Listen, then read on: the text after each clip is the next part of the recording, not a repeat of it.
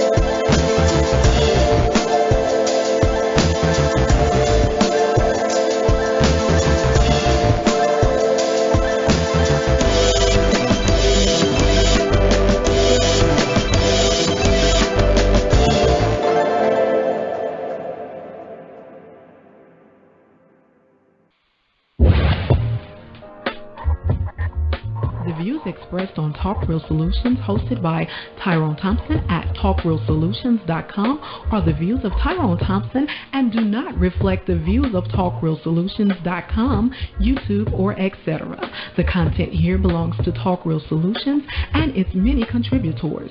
Views and opinions expressed by all contributors belong to them and not TalkRealSolutions.com or Tyrone Thompson, the host, or etc.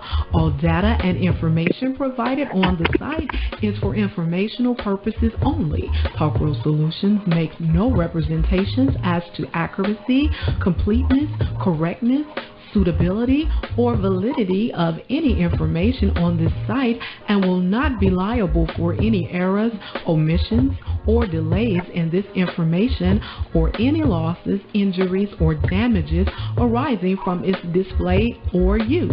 All information is provided on an as-is basis.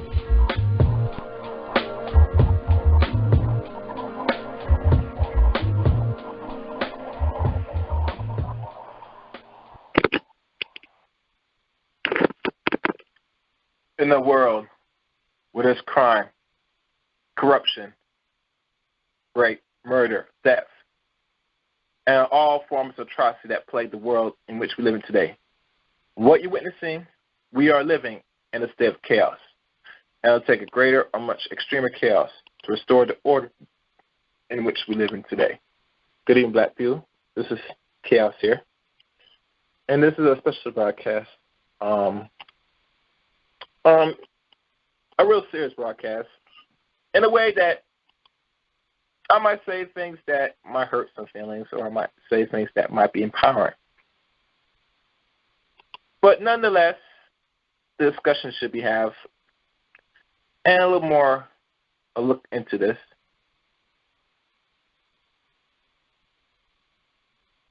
And I'm noticing a lot of people are interacting right now in this little chat box, and be patient. I'm going to give my perspective on this.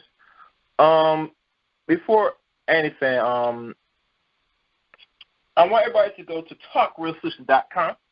Under TalkRealSolutions.com, you'll see the 3-point plan for Black Power, Black Achievement.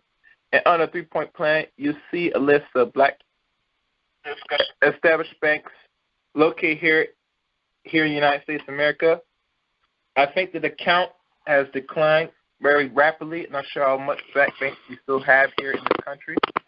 But like always, if you're near a Black bank near you, that's read in description and location on the website, Talk Real Solutions, I advise, invest your money and put some of it into a Black established bank. second to your normal bank that you normally invest your funds in. It won't hurt to put some money in a black-owned bank. So, that's in the black bank near you today. Also, in the website, you see articles and news that's covering not only what you're witnessing right now, today, but all other articles that pertains to politics, sports, entertainment. That is also on the website as well. All the information will be on talkrooslers.com. Also, we have a donation tab where you can donate as well as, $3 to $5 to the show, wherever the show is worth. So don't be hesitant, donate. We keep the lights on with your donations. And to find this stream and other streams, including the T.R.S. News that broadcasts every Thursday night around 9 o'clock p.m., and that goes more centered into the news from politics, and maybe sports. That's one you could probably visit and keep an eye out more on Thursday nights here on T.R.S. Also, we have shows from the ABC to now All Facts, and I believe maybe Sarge might be doing shows again. I'm not sure. Maybe. Could be wrong. And also my show, as you know, I do on a Sunday. And it varies. It might be Sundays or other parts of the week. So, keep your ears open. And, always you'll know once you're a subscriber to TRS on YouTube, you get a notification. And also you can find my shows here on Chaos Reign on YouTube as well. You can type in Chaos Reign, ChaosReingn. All my works and shows are also on my YouTube page as well. So, subscribe, like, comment on every video. Now, tonight, as I get myself situated, tonight's stream, this is not a regular, Chaos Reign Presents stream. This is more of a death of a very talented basketball player. What we call a legend in his own right. He did put in a lot of work. Actually put in on the average 20 years in the NBA. From high school to his last and final game against, I think the last team he played when he retired back in 2016, I believe. Yeah, 2016. He played against the Utah Jazz. Who I'm talking about is no other than Kobe Bryant. So tonight's subject, I title is Kobe Bryant and what distractions await us. Now, everybody know why I would put something called a distraction at the end of this title. Because with any great deaths, or just deaths in general, of any entertainer, celebrity, hell, even politician or anything, there's always something more brewing or things that's being pushed aside, legislative or anything in regards that, that a lot of people are not really glued in or paying attention to what's going behind the closed doors, while everybody's gluing and keeping the focus on this particular player. And that's one thing I want people to keep an eye out or keep memory of any death of someone that is well-known, prominent. There's always something much bigger works that, and policies put in place to either help or build what we call the American people overall, but before I lay out my version of this so-called distraction, if we want to go to a back history of Kobe, and since I'm near the computer, I could look myself. Let's Wikipedia Kobe Bryant himself. and see what we see. Oh, and the number to call in to tonight's show is 712-770-4160. The access code is 915-411#. I repeat, 712-770-4160. The access code, 915-411#. Okay. And as I pull up, and let me stop this right here. I gotta close some windows here.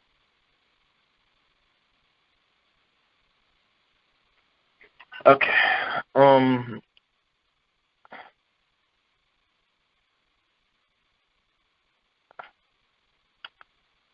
Let's see what I can find here. Oh, well, he popped up right up as I type up Wikipedia. American former basketball player Kobe Bryant. Picture is his daughter Gina, and 7 others died in a helicopter crash near Calabasas, California. So now let's click on the Kobe Bryant. And it was well known, the first front page of this, because they put him right here.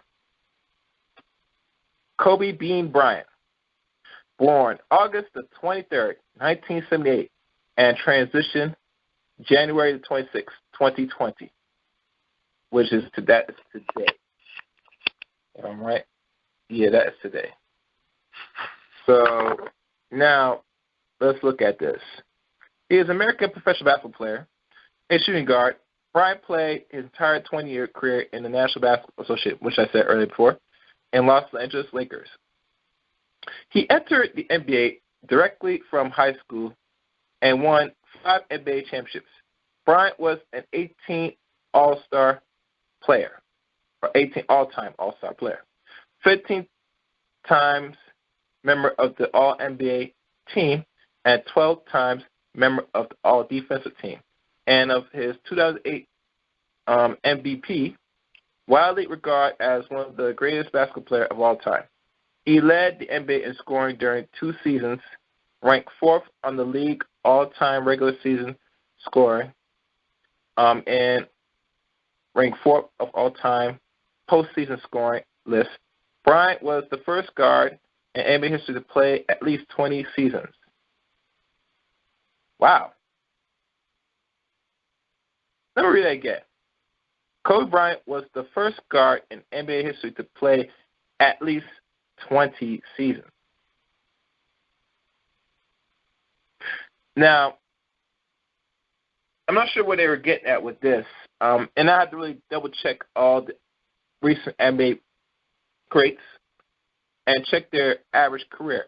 Now, they might be true on this one. And the reason why I say they might be true, because every season when he played a few games and he got the major injuries for the last 7-8 years, back in 2003, he did participate and then went down with a major injury every year. So in regards when they said the only right now player that played 20 seasons, they might be very accurate in that regard. Because I don't remember any player besides him that played this long without a serious injury what he just did, when he was sidelined for the whole entire season.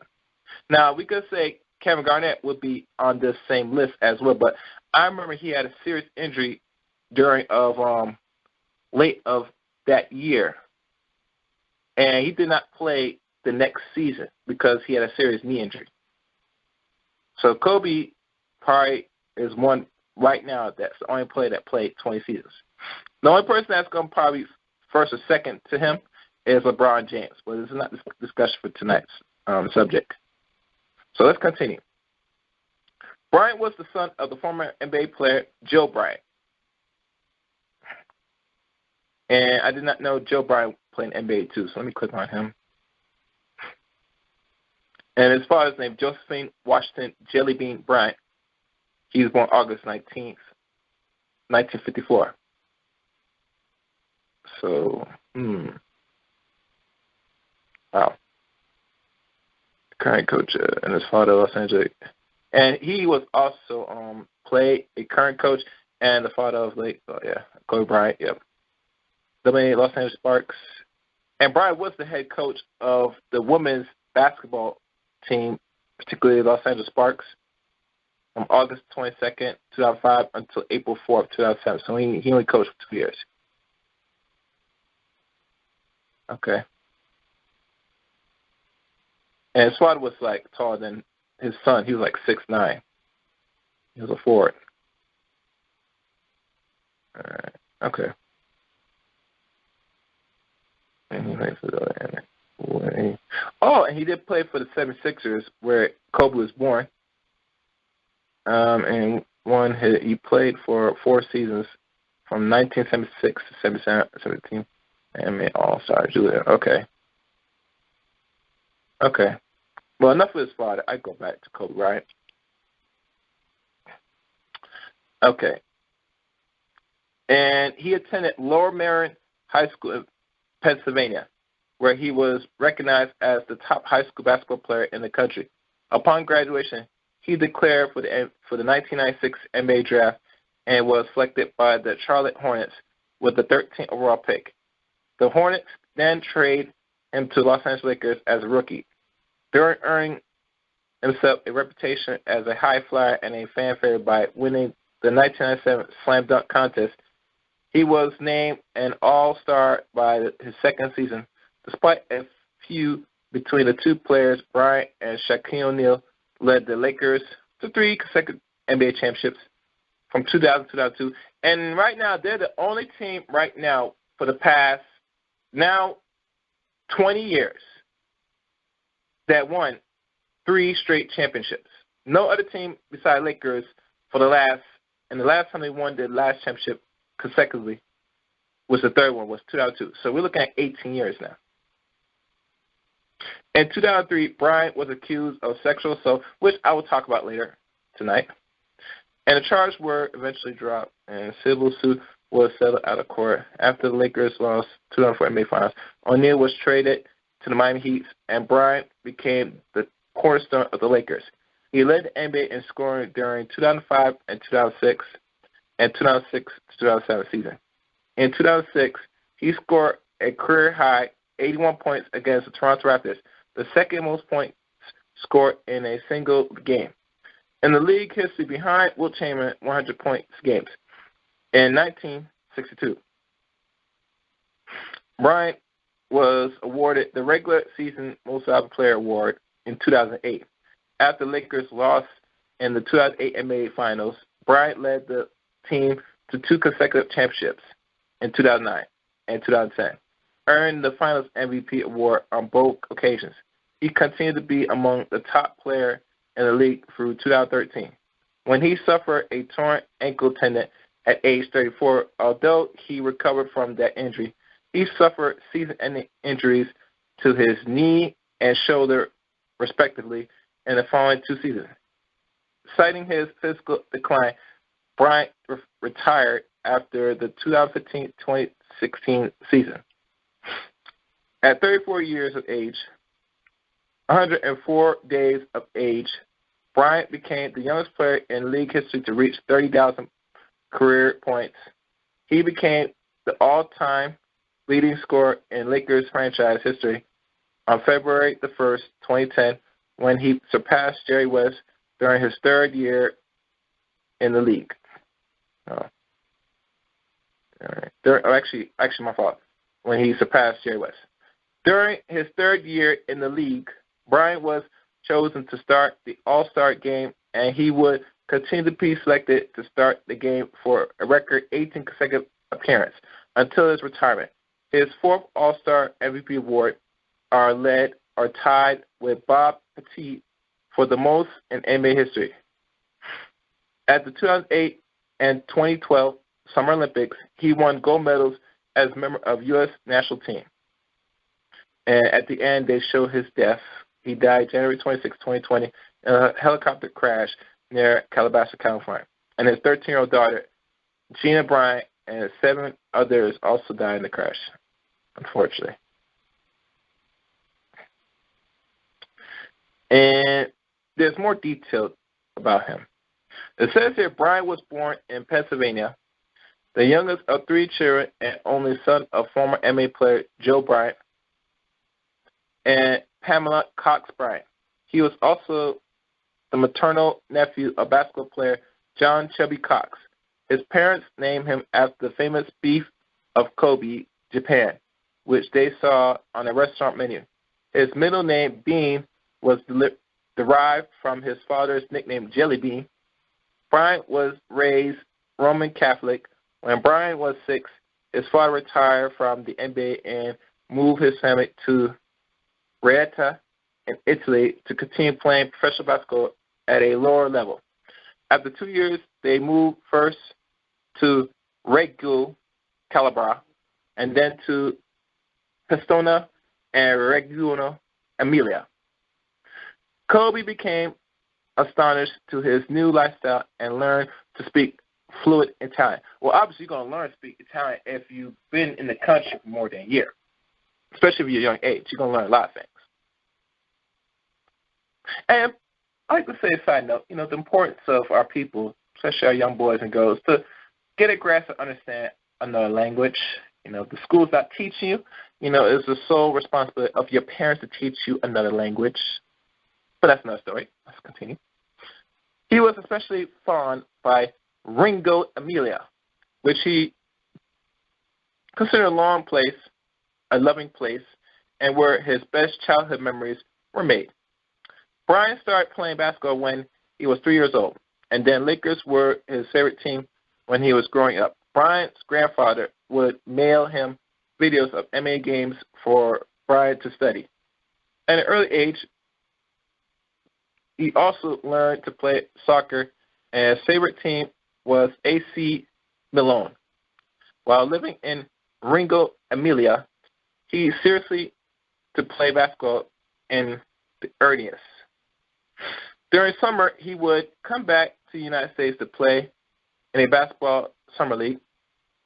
Bryant earned national recognition during a spectacular high school career at Lower Merion High School in Ardmore, located in the Philadelphia suburbs of Lower Merion. He played on the varsity basketball team as a freshman. He became the first freshman in decades to start for Lower Merion varsity team, but the team finished with a 4-20 record. The following 3 years, the Aggies compiled a 77-13 record with Bryant playing all 5 positions. During his junior year, he averaged 31 points, 10 rebounds, and 5 assists, and was named Philadelphia or Pennsylvania Player of the Year, while also earning a 14th Parade All-American nomination. Attracting attention from college recruiters in the process, Duke, Michigan, North Carolina, Illinois were at the top of his list. However, when Kevin Garnett went in as the first round of the 1995 NBA draft, he began considering going directly to the pros. At Eddie's ABCD camp, Bryant earned the 1995 Senior MVP award while playing along future NBA teammate Lamar Odom while in high school. Then the 76ers coach John Lucas invited Bryant to work out and scrimmage with the team, where he played one-on-one with Jerry Stackhouse. In his senior year of high school, Bryant led the Aggies to their first state championship in 53 years. During the run, he averaged 30 points, 12 rebounds, 6 assists, and 4 steals, and 3.8 block shots, and leading the Aggies to 31-3 record. Bryant ended his high school career as Southeastern Pennsylvania all-time leading scorer at 2,883 points, surpassing both Wilt Chamberlain and Lionel Simmons. I think I spelled that, Lionel Simmons. Bryant received several awards for his outstanding performance. During the senior years at Lower Merion, the awards include being named Neisman High School Player of the Year, Gatorade Men's National Basketball Player of the Year, a McDonald's All-American, and a First Team Parade All-American, and a U.S. Today All-U.S. First Team Player. Bryant versatility coach Greg Donor commented that he was a complete player who dominated and praised his work ethic, even as the team's top player. In 1996, Bryant took R&B singer Brandy to his senior prom. Ultimately, the 17-year-old Bryant made the decision to go directly into the NBA, becoming only the sixth player in NBA history to do so. Bryant's news was met with a lot of publicity at a time when pre-to-pro NBA players were not very common, Garnett being the only exception in 20 years. His basketball skill and SAT score of 1,800 would have earned admission to any college he chose, but he did not officially visit any campus. In 2012, Bryant was honored as one of the 35 greatest McDonald's All-Americans. I hope this is educational for all y'all. The professional career, the 1996 NBA draft. Prior to the 1996 NBA draft, Bryant was worked out in Los Angeles, where he scrimmaged against former Laker player Larry Drew and Michael Cooper. And according to them, the Lakers manager Jerry West marched over these players, or these people. The Lakers were looking to trade their starting center, Vlade Divac, for a player draft right in order to free up salary cap space to make an offer to free agent center Shaquille O'Neal. Bill Branch, the Hornets head scout at the time, said that the Hornets agreed to trade their draft selection at 13 to the Lakers the day before the draft. Prior to the trade agreement, the Hornets never considered drafting Bryant during the draft. The Lakers told the Hornets whom to select minutes before the pick was made. Bryant was the first guard ever drafted directly out of high school after the draft, or actually directly out of high school. After the draft, the trade was put in jeopardy when Divac threatened to retire after the trade. So Vlade didn't want to leave the Lakers, man. I tell you about L.A., that's that Cali love, I say. He said, what? You going to trade me for some youth? Nah, man, you better not do that. Matter of fact, I'm going to retire. And that said, what? You better not retire. You're a 7 foot with skill. You better stay yoked. Man, let me stop. But to retire rather than to be traded from Los Angeles. However, on June 30th, Divac relented on his threat, and the trade was made finally on July the 9th, 1996. When the league off-season memorandum ended, since Bryant was still 17 at that time, his parents had to co-sign his contract with the Lakers until he was able to sign it on his own when he turned 18 before the season began. Bryant signed a 3-year rookie contract. Total was $3.5 million at the time. Adjusting to the NBA, 1996 through 1999, a period of 3 years. Bryant debuted in the Summer Pro League in Long Beach, California, scoring 25 points in front of a standing room only crowd. Defenders struggled to get in front of him, and his performance excited West and Lakers coach Dale Harris. He scored 36 points in the final and finished with average 24.5 points, 53 rebounds, and 4 games. As a rookie in 1996-97, Bryant mostly came off the bench behind guard Eddie Jones and Nick Van Exel. At the time, he became the youngest player ever to play in the NBA game.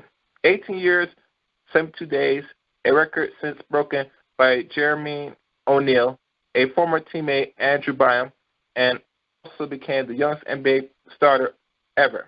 18 years, 158 days. Initially, Bryant played limited minutes, but as the season continued, he began to see some more playing time. By the end of the season, he averaged 15 minutes a game. During the All-Star weekend, Bryant participated in the Rookie Challenge and won the 1997 Slam Dunk Contest, become the youngest dunk champ ever at age 18. Bryant's performance throughout the years earned him a spot in the NBA All-Rookie second team with fellow bench teammate Travis Knight. The Lakers advanced to the Western Conference semis in the playoffs against the Utah Jazz when Bryant was pressed into a lead role at the end of Game 5. Byron Scott missed a game with a sprained wrist. Robert Ory was ejected for fighting with Utah Jeff, Hamakat, and Shaquille O'Neal fouled out with 1:46 remaining in the fourth quarter. Bryant shot 4 air balls at the end of the game. The Jazz won 98-93 in overtime to eliminate the Lakers 4-1. His first whiffle of game-winning 2-point jump shot in the fourth quarter, and then misfired a three-pointer field goal in overtime, including 2 trying shots in the final minute. O'Neal comment that Bryant was the only guy who had the guts at that time to take shots like that. In Bryant's second season, he received more playing time and began to show more of his ability as a talented young guard. As a result, Bryant's points averaged more than double, from 7.6 to 15 points per game. Bryant would see an increase in minutes when the Lakers played small. While featuring Bryant played small forward alongside guard and will usually back up. Bryant was the runner-up for NBA Sixth Man of the Year, and though fans voted, he also became the youngest NBA All-Star starter in NBA history. He was joined by teammate O'Neal Van Axel Jones, making it the first time since 1983 that 4 players of the same team were selected to play in an All-Star game. Bryant's 15 points per game was the highest of any non-starter in a season. In 1998 through 1999, Mark Bryant emerged as a premier guard in the league, with a starting guard Van Axel Jones traded. Bryant started every game for the lockout, shortening 50-game season. During the season, Bryant signed a 6-year contract extension worth $70 million, and this kept him with the Lakers until the end of the 2003-2004 season. Even at the early stages of his career, sports writers were comparing his skill to those of Michael Jordan and Magic Johnson. The playoffs resulted, however, were no better, as the Lakers were swept by the San Antonio Spurs in Western Conference semis. 3-peat from 1999 to 2002. Bryant's future would improve while Phil Jackson took over as coach to the Lakers in 1999. After years of steady improvement, Bryant became one of the premier shooting guards in the league, earning appearance in the league's All-Star or All-NBA and All-Star and All-Defensive team. The Lakers became championship contenders under Bryant and O'Neal, who formed a legendary center-guard combination. Jackson utilized the triangle offense that he implemented to win 6 championships with the Chicago Bulls. The offense would help both Bryant and O'Neal raise the elite class of NBA. 3 result championships were won consecutively in 2000, 2001, and 2002, further proving such a fact. Bryant was sidelined for 6 weeks prior to the start of the 1999 through 2000 season due to the hand injury that he had acquired during a preseason game against Washington Wizards. When Bryant was back and played over 38 minutes a game, he had an increase in statistical categories during the 1999 through 2000 season. This included leading the team in assists per game, steals per game, and the duo of O'Neal and Bryant back with a strong bench led the Lakers winning 6-7 games, tied the 4th most NBA in history. This followed with O'Neal winning the MVP and Bryant being named the All-NBA team scorer and the All-NBA defensive team for the first time in his career. The youngest player ever to receive defensive honors while playing second fiddle to O'Neal in the playoffs. Bryant had sudden clutch performance, including a 25-point, 11 rebound, 7 assist, 4 block game in Game 7 of Western Conference Finals against Portland Trail Blazers. He also threw an alley-oop pass to O'Neal to clinch the game and the series. In 2000 finals against Indiana Pacers, Bryant injured his ankle in the second quarter and Game 2 after leading the Pacers Jalen Rose foot, or after landing on Jalen Rose's foot. Rose later admitted he placed his foot on the Bryant's intentionally. Bryant did not return to the game, and he also missed Game 3 due to the injury. In Game 4, Bryant scored 22 points in the second half and led the team to overtime victory over as O'Neal fouled out of the game.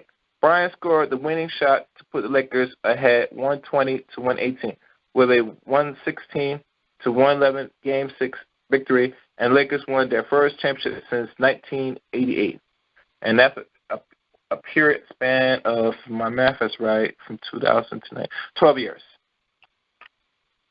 Statistically, the 2000 to 2001 season saw Bryant performance similar to the previous year due to average of 6 or more points a game.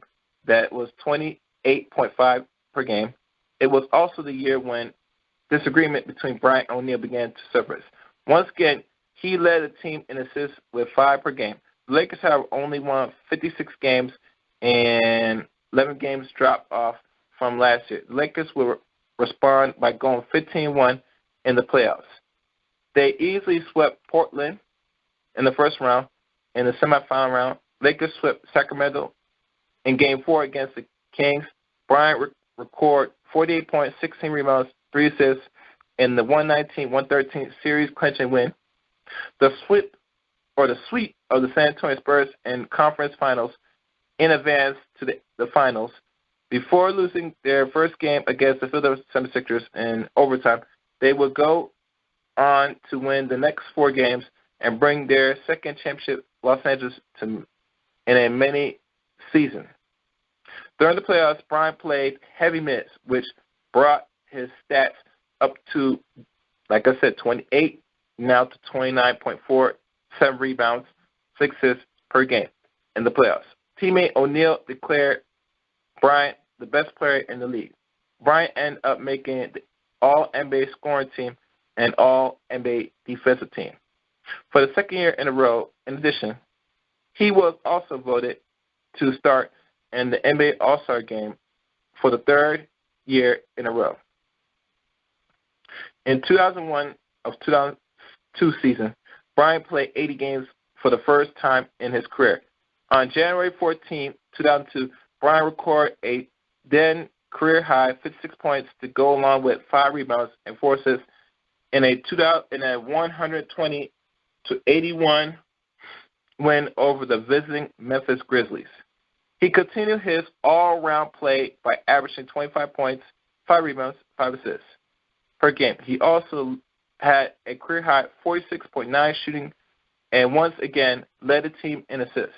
He claimed his first All-Star MVP trophy after a 31-point performance on the Philadelphia when he was loudly booed by the fans as they had throughout the game, stemming from his early comment to a 76er hacker during the finals that the Lakers were going to cut your heart out. While making the All-NBA defensive team again, he was also promoted to the All-NBA first team for the first time in his career. The Lakers won 58 games that year and finished second place in the Pacific Division behind in-state rival Sacramento. Bryant was suspended 1 game after he punched Reggie Miller at the Indiana Pacers after the Lakers' March 1, 2002 victory over the Pacers. The road to the final would prove a lot tougher than the record run of Lakers had previous year. While the Lakers swept Blazers and defeated the Spurs 4-1 in the first 2 rounds of the playoffs, the Lakers did not have home court advantage against Sacramento Kings. The series would stretch to 7 games, the first time it happened to Lakers since 2000 Western Conference Finals. However, the Lakers were able to beat their division rivals and make their 3rd consecutive NBA final appearance. In 2002 finals against the New Jersey Nets, Bryant averaged 26.8 points with 51.4% shooting, 5.8 rebounds, and 5.3 assists per game, which includes scoring a quarter of the team's points.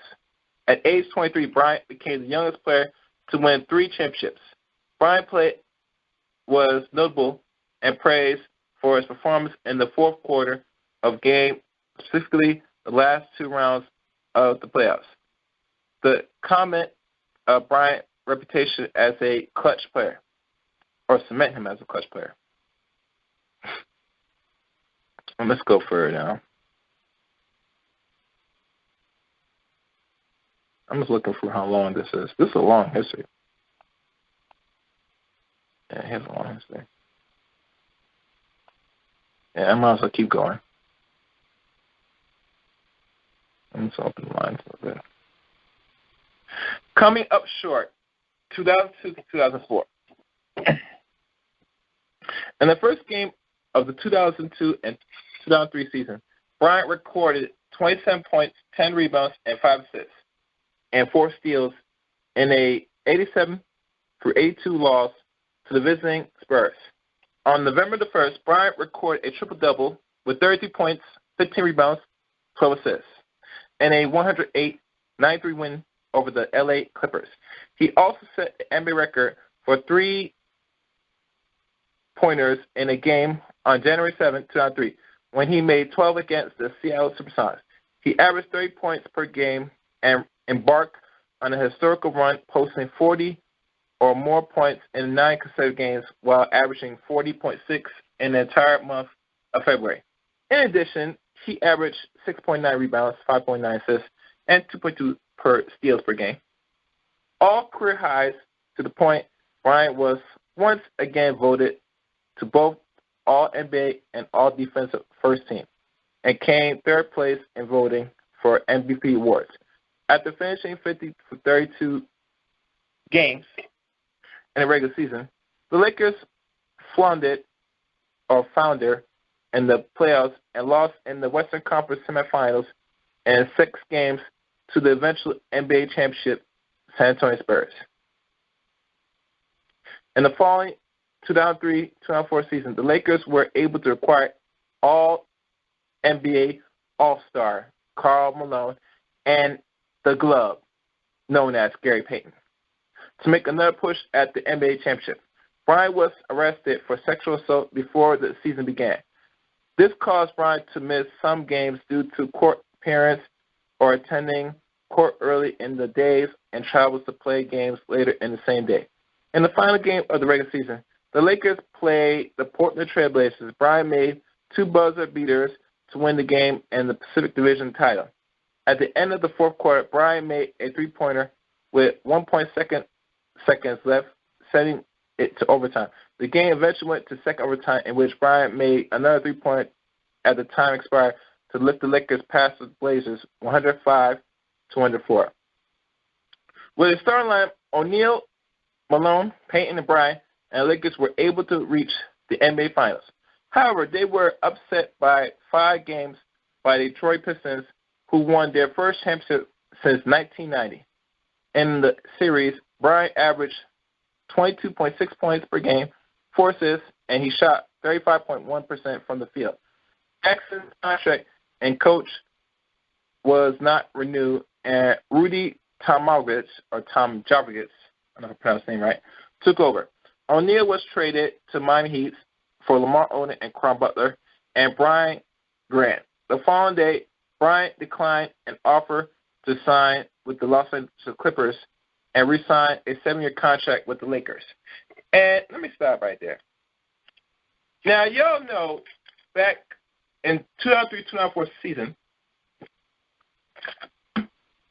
which is now 16 years ago, there was a lot of tension between Bryant and Shaquille O'Neal. And everybody know about how the game of basketball really works and the politics of things. That Jerry West or Jerry Buss, who was the owner, could have kept Shaquille O'Neal. He obviously was going to keep Bryant because obviously, as you know, he played for 20 years for the Lakers. So no way Bryant wasn't going nowhere. Regardless of what he said, what the media or back then was talking, he was never going nowhere. And the reason why I could say this bold heart and clear to y'all that's hearing me now is because he always wanted to be a Laker. When a person said they want to be a player on a certain team, just like many young players, they're not going to go back in their word or even think of saying turn down where money the Lakers going to give you because L.A. is the place to be, baby. So why not be a Laker? And this is Kobe's dream job to be. if you think about it. But obviously, Jerry Buss and Jerry West, whatever you want to call him, had to make a decision to say, Shaquille O'Neal is getting a little older, and he's going to be declining very soon. So it's better I get something better for him now while his contract might be up the next year. And to be fair, honest, that's really a smart basketball move. As you can see, it turned out what happened to Shaquille after he got traded. He was able to snag one more championship, but after that one more championship, he started to slowly decline. And the reason for that because, he's a heavy 7-footer. Sorry to say, but I'm just keeping it real. All right. The score recorded a playoff upset 2004 and 2007. Bryant was closely scrutinized and criticized during the 2004-2005 season, with his reputation badly damaged from all that would happen over the previous year. Particular damage saliva came when Jackson wrote The Last Season, A Team in Search of Its Soul. The book detailed the event of the Lakers' tremendous 2003-2004 season and has a number of criticisms of Bryant. In the book, Jackson called Bryant uncoachable. Midway through the season, Tom Jogvis suddenly resigned as the Lakers coach, cited that recurrences of health problems and exhaustion. Without Tom Jogvis' stewardship of the remainder of the Lakers season, fell to the career assistant coach Frank Hamblin. Bryant was the second leading scorer with 27 points per game, but he was surrounded by a subpar supporting cast, and the Lakers went from 34 to 48 and missed the playoffs for the first time in over a decade. Damn. That year, significantly, a drop in Bryant's overall status in NBA, and he did not make the NBA All-Defensive Team and was demoted to the All-NBA Third Team. During the season, Bryant also engaged in public feuds with Malone and Ray Allen. In 2005-2006 NBA season marked a crossroad Bryant's basketball career. Despite the past difference with Bryant, Jackson returned to coach the Lakers. Bryant endorsed the move, and by all appearance, the two men worked together well second time around, leading the Lakers back into the playoffs. Bryant individually scoring accomplishments posted results in the finest statistical season of the career. On December 20th, 2005, Bryant scored 62 points in 3 quarters against the Dallas Mavericks. Entering the fourth quarter, Bryant outscored the entire Mavericks team by 62-61. The only time a player has done this through 3 quarters since the introduction of the shot clock. When the Lakers faced Miami Heat January 16, 2006, Bryant and Shaq made headlines engaging in handshakes, hugs before the game, significant changing the feud that had sustained between him. A month later, at the 2006 NBA All-Star Game, the two were seen laughing together.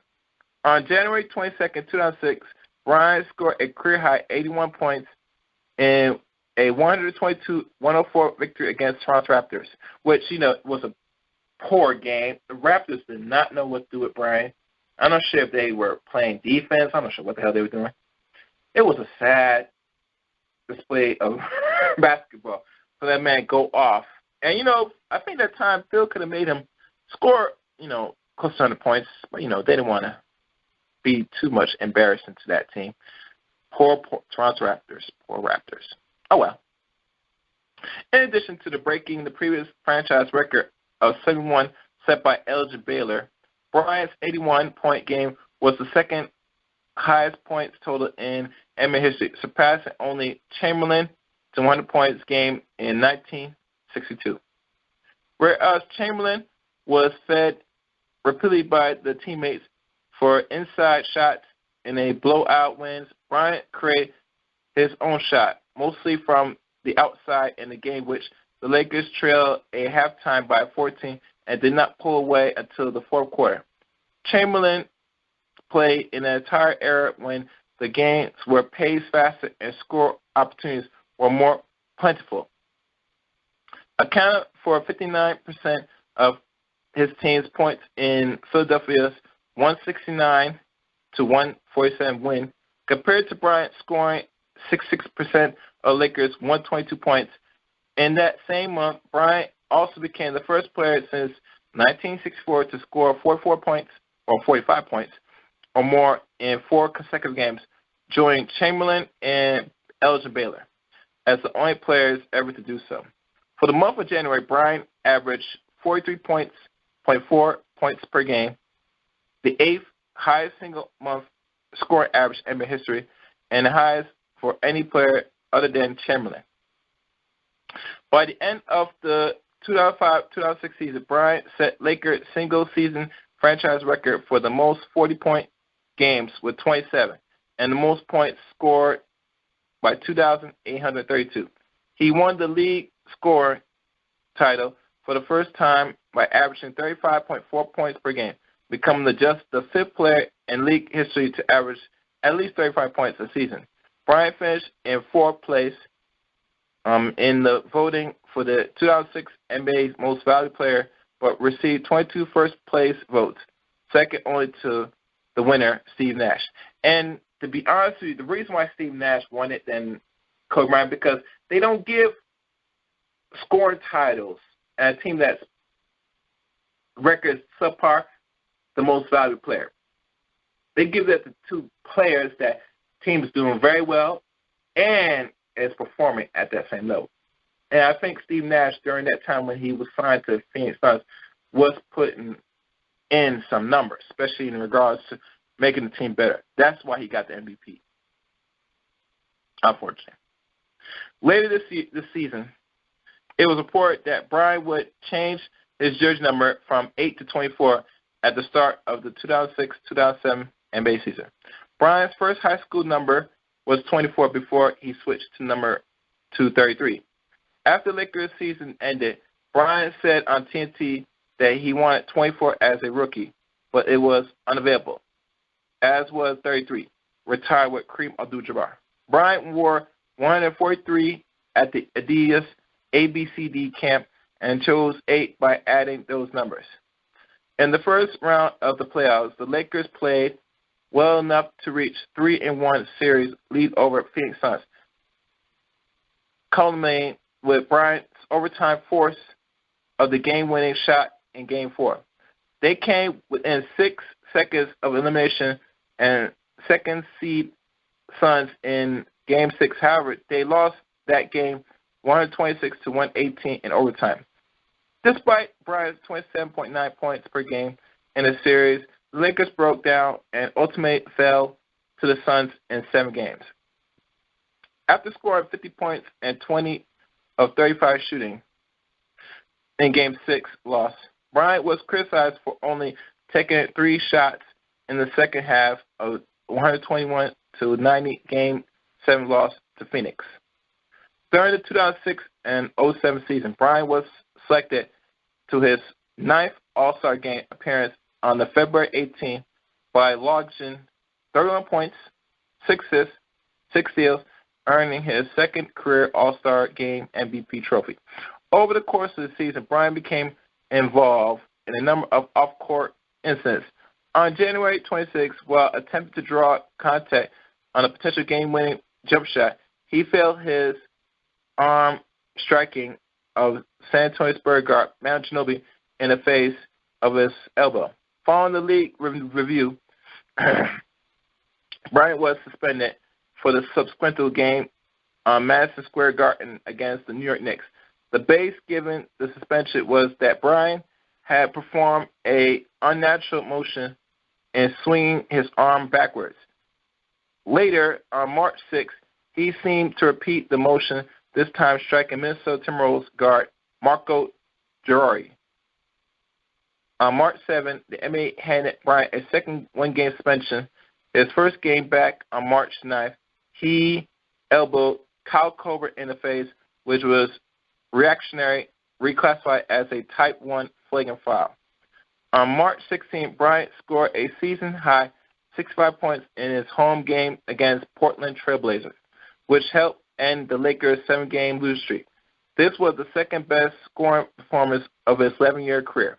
The following game, Bryant scored 50 points against Minnesota Timberwolves, after which he scored 60 points in a road win against Memphis Grizzlies.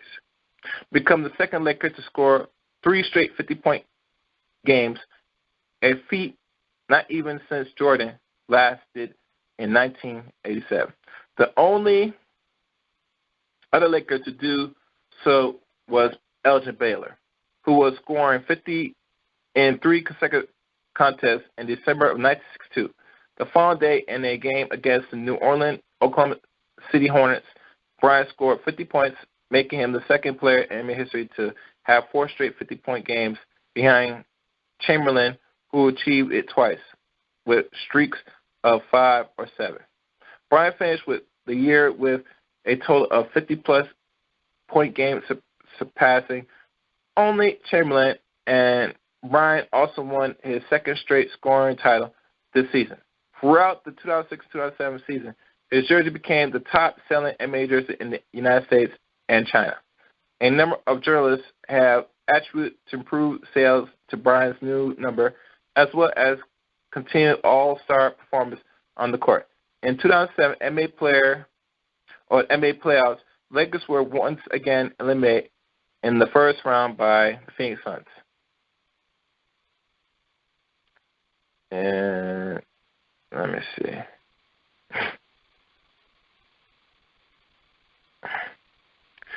All right, let me do a sum up with this. Let me check. Hold on. All right. I'm going to wind this down, so be patient, people. Back on top, 2007 for 2010. On May 27, 2007, ESPN reports that Bryant states that he wants to be traded if Jerry West did not return to the team with full authority. Bryant later confirmed his desire for West's return for the franchise, but denied, stating that he would want to be traded if that does not happen or that does not occur. However, 3 days later, Stephen A. Smith radio program, Bryant expressed anger over Lakers inside who claimed that Bryant was responsible for Shaquille O'Neal's departure from the team, publicity, yada. And I wanted to be traded. 3 hours after making that statement, Bryant stated in an interview that after having a conversation with head coach Jackson, he had reconsidered his decision and backed off the trade request. Bryant was later shown in an infamous amateur video saying that the center Andrew Bryant should have been traded for an all-star Jason Kidd. On December 23, 2007, Bryant became the youngest player of 29 years, 122 days, to reach 20,000 points in a game against New York Knicks in Madison Square Garden after scoring 39 points, to go along with 11 rebounds, 8 assists. And this record has since been broken by LeBron James on March 28. Bryant scored a season-high 53 points to go alongside 10 rebounds in a loss to the Memphis Grizzlies. Despite an injury to his shooting hand, small finger described as a complete torn or radical carotid ligament, an evasion fracture, and an overplate injury at the MCP joint occurred in a game February 5, 2008. Bryant played all 82 games of the regular season and instead of opting for surgery. Regardless of his injury state, I refer to the delay in the surgery procedure until after our Lakers season and the Summer Olympic game. But at this injury to myself and the Lakers medical staff, I just have to continue to monitor day-by-day bias. In early September 2008, Bryant decided to not have surgery to repair the injury. Aiding to the trade of All-Star Paul Gasol, Bryant led the team to the West's best 57-27 record, or 25 record, and Lakers swept the Nuggets in the first round. And May 6, 2008, Bryant was officially announced as the league MVP. He said it's been a long ride. I'm very proud, blah, blah, blah. Yeah, we know all that. Okay. And we know Jerry West gave him the trophy and all that stuff. Okay.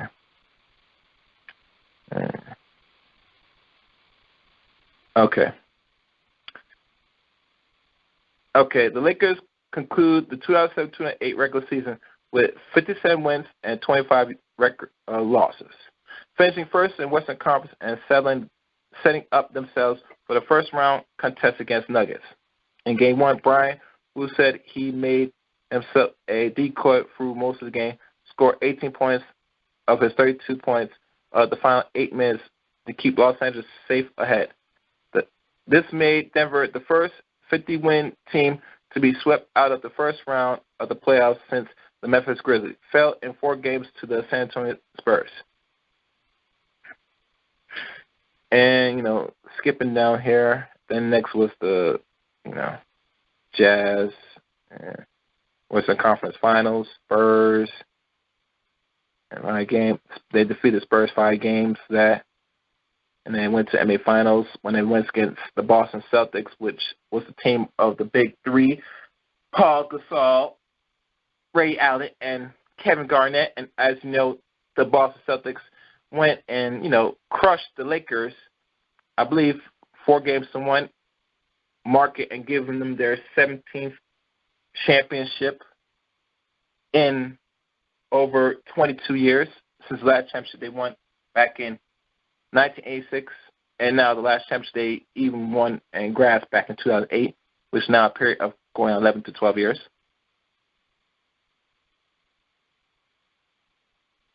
In 2008-2009 season, the Lakers opened the campaign by winning their first 7 games.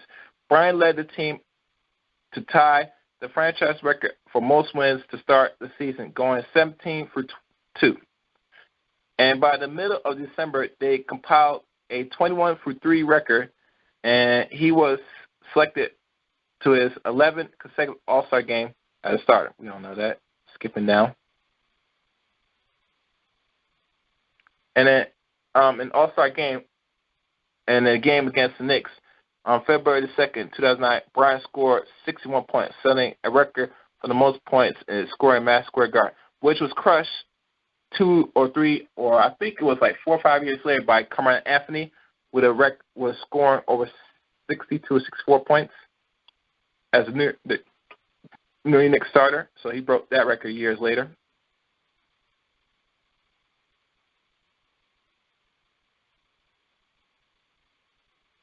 And the Lakers finished the regular season with the best record of the West, 65 wins, 17 losses.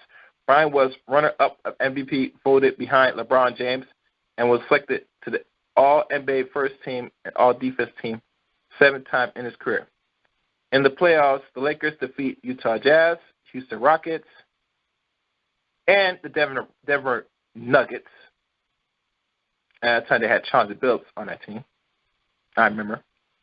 And when they played the Orlando Magic, they kind of really beat them up bad, too. 4-1, marking Kobe's 4th NBA championship and MVP of the finals. And he became the first player since West in 1969 NBA Finals to average at least 32 points, 7 assists for the finals. And was first since Jordan's averaged 30 points, 5 rebounds, 5 assists. And then the next year, for the Lakers to what we call repeat, during the 2009-2010 season, Bryant made 6 game-winning shots, including buzzer beaters, one-legged three-point against Miami Heat. I remember that. Scrolling down. And he had an injury to a fusion fracture in his right index finger on Minnesota. Main sideline. And scrolling down. And it says here, Bryant also became the youngest player of 2009-2010 season. Have 31 years old, 151 days. He reached 25,000 points. Nothing new. All right. And we're going down. April 2nd, 20. And on April 2nd, 2010, Bryant signed a 3-year contract extension worth $87 million. And Bryant finished the regular season missing 4 of 5 final 5 games due to injury to his knee and finger. And we talk about the playoffs, where he faced the Oklahoma City Thunder, then the Utah Jazz. In the Western Conference, he faced his rival team, the Phoenix Suns, which he eventually beaten now. In Game 2, Bryant finished his game with 13 assists, setting a new record playoff career high, and was most assists by a Laker playoff since Matt Johnson. He had 13 in 1996. The Lakers went on to win the series 6 games, capture the Western Conference Championship, advance to NBA Finals for the third straight season, in the rematch against 2008 champion Boston Celtics. And despite his shooting at 6.24 from the field, the Lakers back in the 3-point third quarter deficit in Game 7 to win the championship. And this is against the Boston Celtics, mind you. And he averaged a game-high 23 points. And he won the NBA Finals MVP. All right.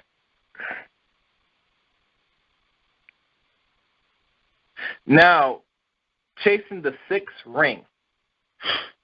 And let me stop right here, because you always hear stories, if y'all recall, throughout the news from Stephen A. Smith or all these cats talking about how he want to be like Jordan, want to surpass Jordan, want to be the all-time great.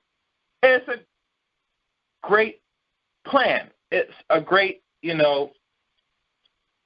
or what he's trying to strive for. I admire that. I appreciate that. But the problem is, Jordan is Jordan. You are Kobe. During the era of Jordan, basketball was a little different back then than when you came up. Now, Kobe. So let's read into this. And eventually I'm going to start checking the board for calls. Because, as you see, it goes downhill from here. Let's see. Bryant won a 6th championship to match Jordan's total. The Lakers started the 2010-2011 season by winning their first 8 games. In the 9th game of the season, played against the Denver Nuggets, Bryant became the youngest player in NBA history to reach 26,000 points. Bryant also recorded his first triple-double since January 21st, 2009. On January 30th, against the Celtics, he became the youngest player to score 27,000 points. On February 1st, 2011, Bryant became one of the 7 players with at least 5,000 rebounds, 5,000 assists. In Boston on February 10th, Bryant scored 20 of his 23 in the second half as Lakers rallied from an early 15-point deficit to 92 for 86 win over the Celtics. It was the Lakers' first victory in the season against one of the league's top 4 teams as they entered the game 0-5. A previous matchup, he had been outscored by an average of 11 points. Bryant, selected to his 13th straight NBA All-Star game, became the lead voter getter, had 37 points, 14 rebounds, and 3 steals.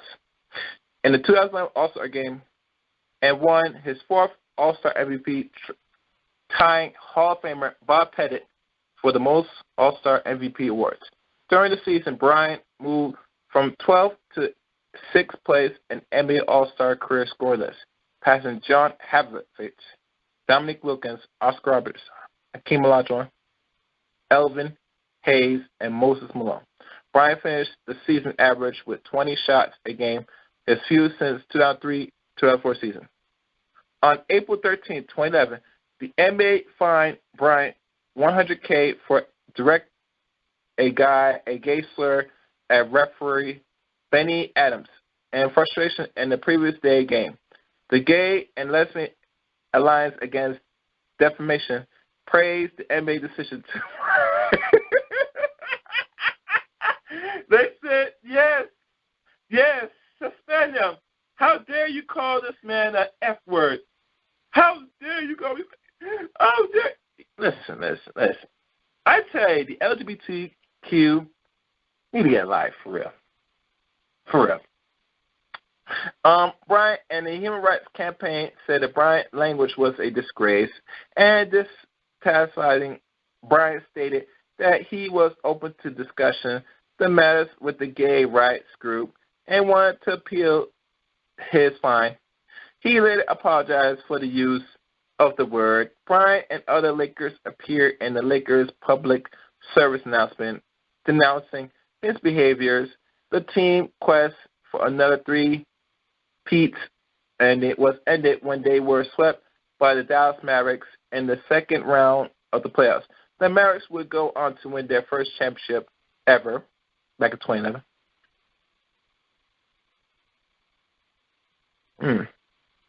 And Brian went to Germany for a patella-rich plasma therapy called Okanima in Germany to treat the pains of his left knee and ankle. Mike Brown replaced the retired Jackson as coach of the Lakers in the offseason. Brian began the season playing with an injured wrist. On January 10, 2012, Brian scored 48 points against the Suns, not bad for a seventh-best player of the league. And Bryant referenced to a preseason ESPN rank in the NBA top players. He went on to score 40, 42, and 42 in the next 3 games. It was 6 times in his career he scored 40 or more points straight out of the and exceeding only by Wilt Chamberlain, 19 times. And at 2012 NBA All-Star Game, Bryant scored 27 points to pass Jordan as the career scorer leading in the All-Star Game.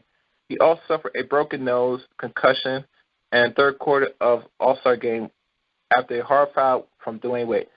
In April, Bryant missed 7 games with a bruised left chin. He returned 3 games later, regressing and blah, blah, Sacramento. Okay, let's go now.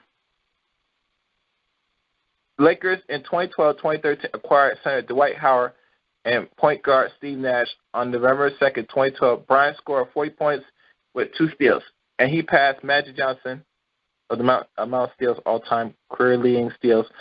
However, the Lakers lost the game to the Clippers and started to season 0-3, the first time in 34 years and just the 4th time in franchise. All starters in the season 1-4. Coach Brown was fired. He was replaced by Mike D'Antoni, who Bryant knew as a child when Bryant's father was playing in Italy. D'Antoni was also a star player there. Bryant had grown closer to D'Antoni during their time with Team USA. On December 5th against New Orleans, Bryant became the youngest player, 34 years old, 24 days, to lead history in scoring over 30K points, joining Hall of Famer Chamberlain, Jordan, Kareem, Carl, etc. And then more scoring down here. Began having Bryant guard opponent's best premier player. Bryant was primary defender of the Cavaliers, Kyrie Irving, who had held to 15 points. Bryant acknowledged he was more focused defending when he had a challenge defender against opponent, and when he played off the ball against weaker players. He defends, disrupt opponents, and feed Nash from unfavorable matchups. Okay. I'm just going down. I'm not going to read the whole history because it's long. It's like almost a book if you think about this. Okay. Now here comes the injuries. When Lakers fight to secure the 8th and final playoff berth, Western Conference compiled with injury of the team, Bryant began playing almost all 48 minutes each game. Now, mind you, if you're in your 20s and you're a basketball player, you might handle 40 or more minutes a game.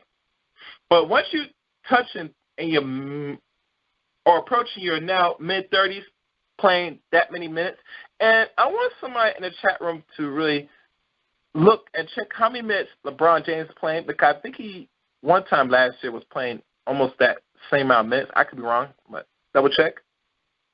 But he was playing 48 minutes.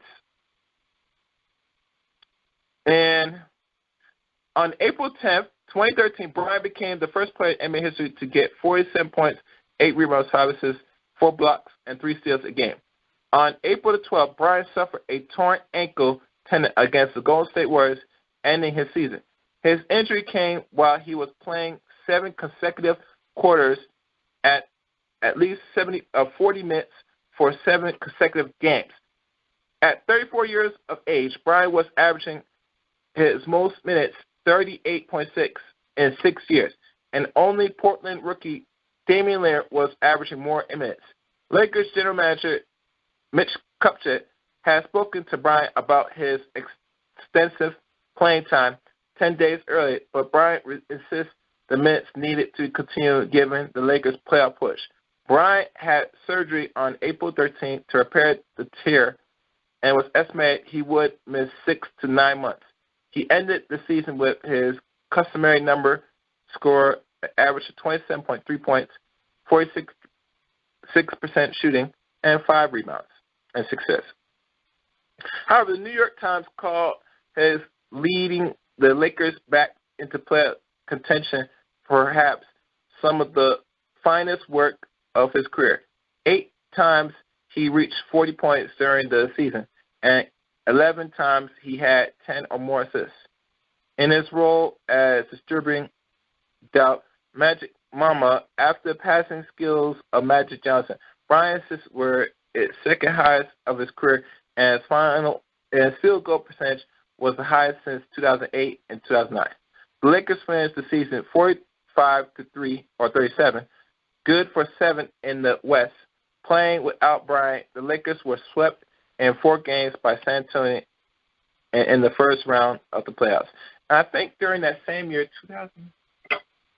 the 2003 season, who won the championship back in 2013? Shit. Oh, I know who won that. It was the Miami Heat. And as you know, and I'll say, but the injuries started to climb more after 2013. As you know, he resumed practice that year, and the Lakers signed a 2-year contract extension with him for $48.5 million. He remained the league highest paid player, although he accepted a discount deal, blah, blah, blah. We all know that. Okay, but argue that he'd take less money? No, that's not okay. And as you know, December 17th, Bryant matched his season-high 20 points over Memphis, but he suffered a lateral tibia patella fracture in his left knee and was expected sidelined for 6 weeks, and he played 6 games returning from his ankle injury, which included time at playing guard after injuring to Nash, Steve Blake, Jordan Farm. Bryant was averaging 13 points, some points. Okay. And as you know, it's going down. It goes downhill because, he played a little bit. Lakers finished 27-55 and missed the playoffs for the first time since 2005. So they missed the playoffs again in 2014. Bryant returned 2014-2015 season. And the coach was replaced again with Brian Scott, which they made no difference because, the Lakers are on decline, as you could tell. And as I'm skinning through this, he was suffering from a soreness in his knee and feet, back, ankle, tendon, and Scott planned to reduce his workload, which was a good idea. And obviously, as we're going down, and then at that year of January 2015, he suffered a rotator cuff tear on his right shoulder because, as you know, how he shoots the ball is not a good way of shooting the ball because, as you know, it puts more pressure on his shoulder and rotating cuff, as everybody know. He went under the knife again, ending his season again.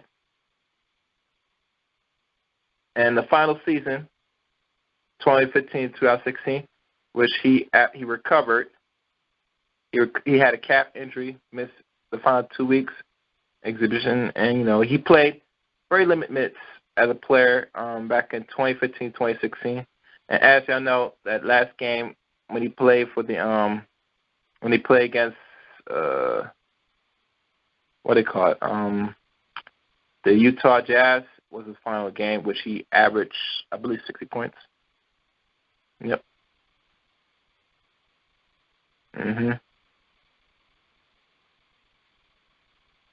Wow.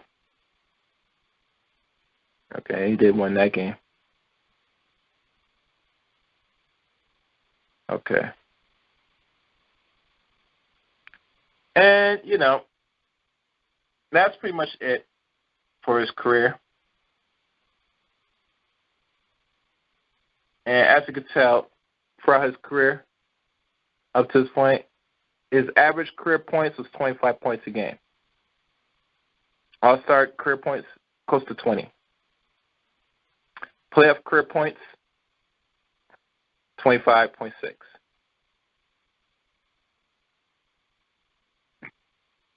And that wraps that shit up. Let me go back.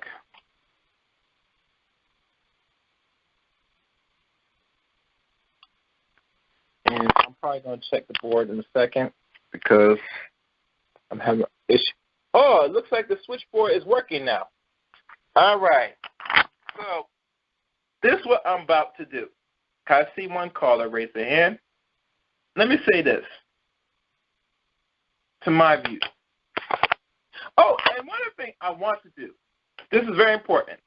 I have to play this before I let people call it. As you know, this man died today, and is given some form of evidence of praise of his accomplishments.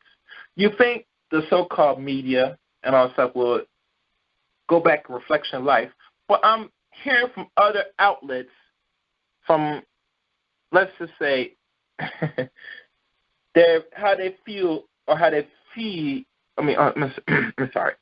How they feel about not only a player like Kobe Bryant, but how they feel about black people. So let me do this for y'all. Let me tell you how they really feel about black people and the death of Kobe Bryant. Let me turn my speakers up high. I want y'all to hear this.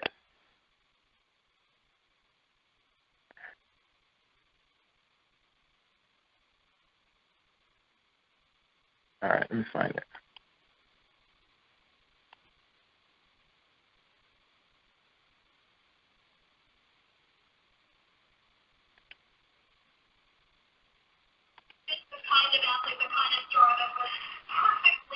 Oh, that can't. Oh, guys, sorry. Yeah, I can't hear it like that. Let me fix that.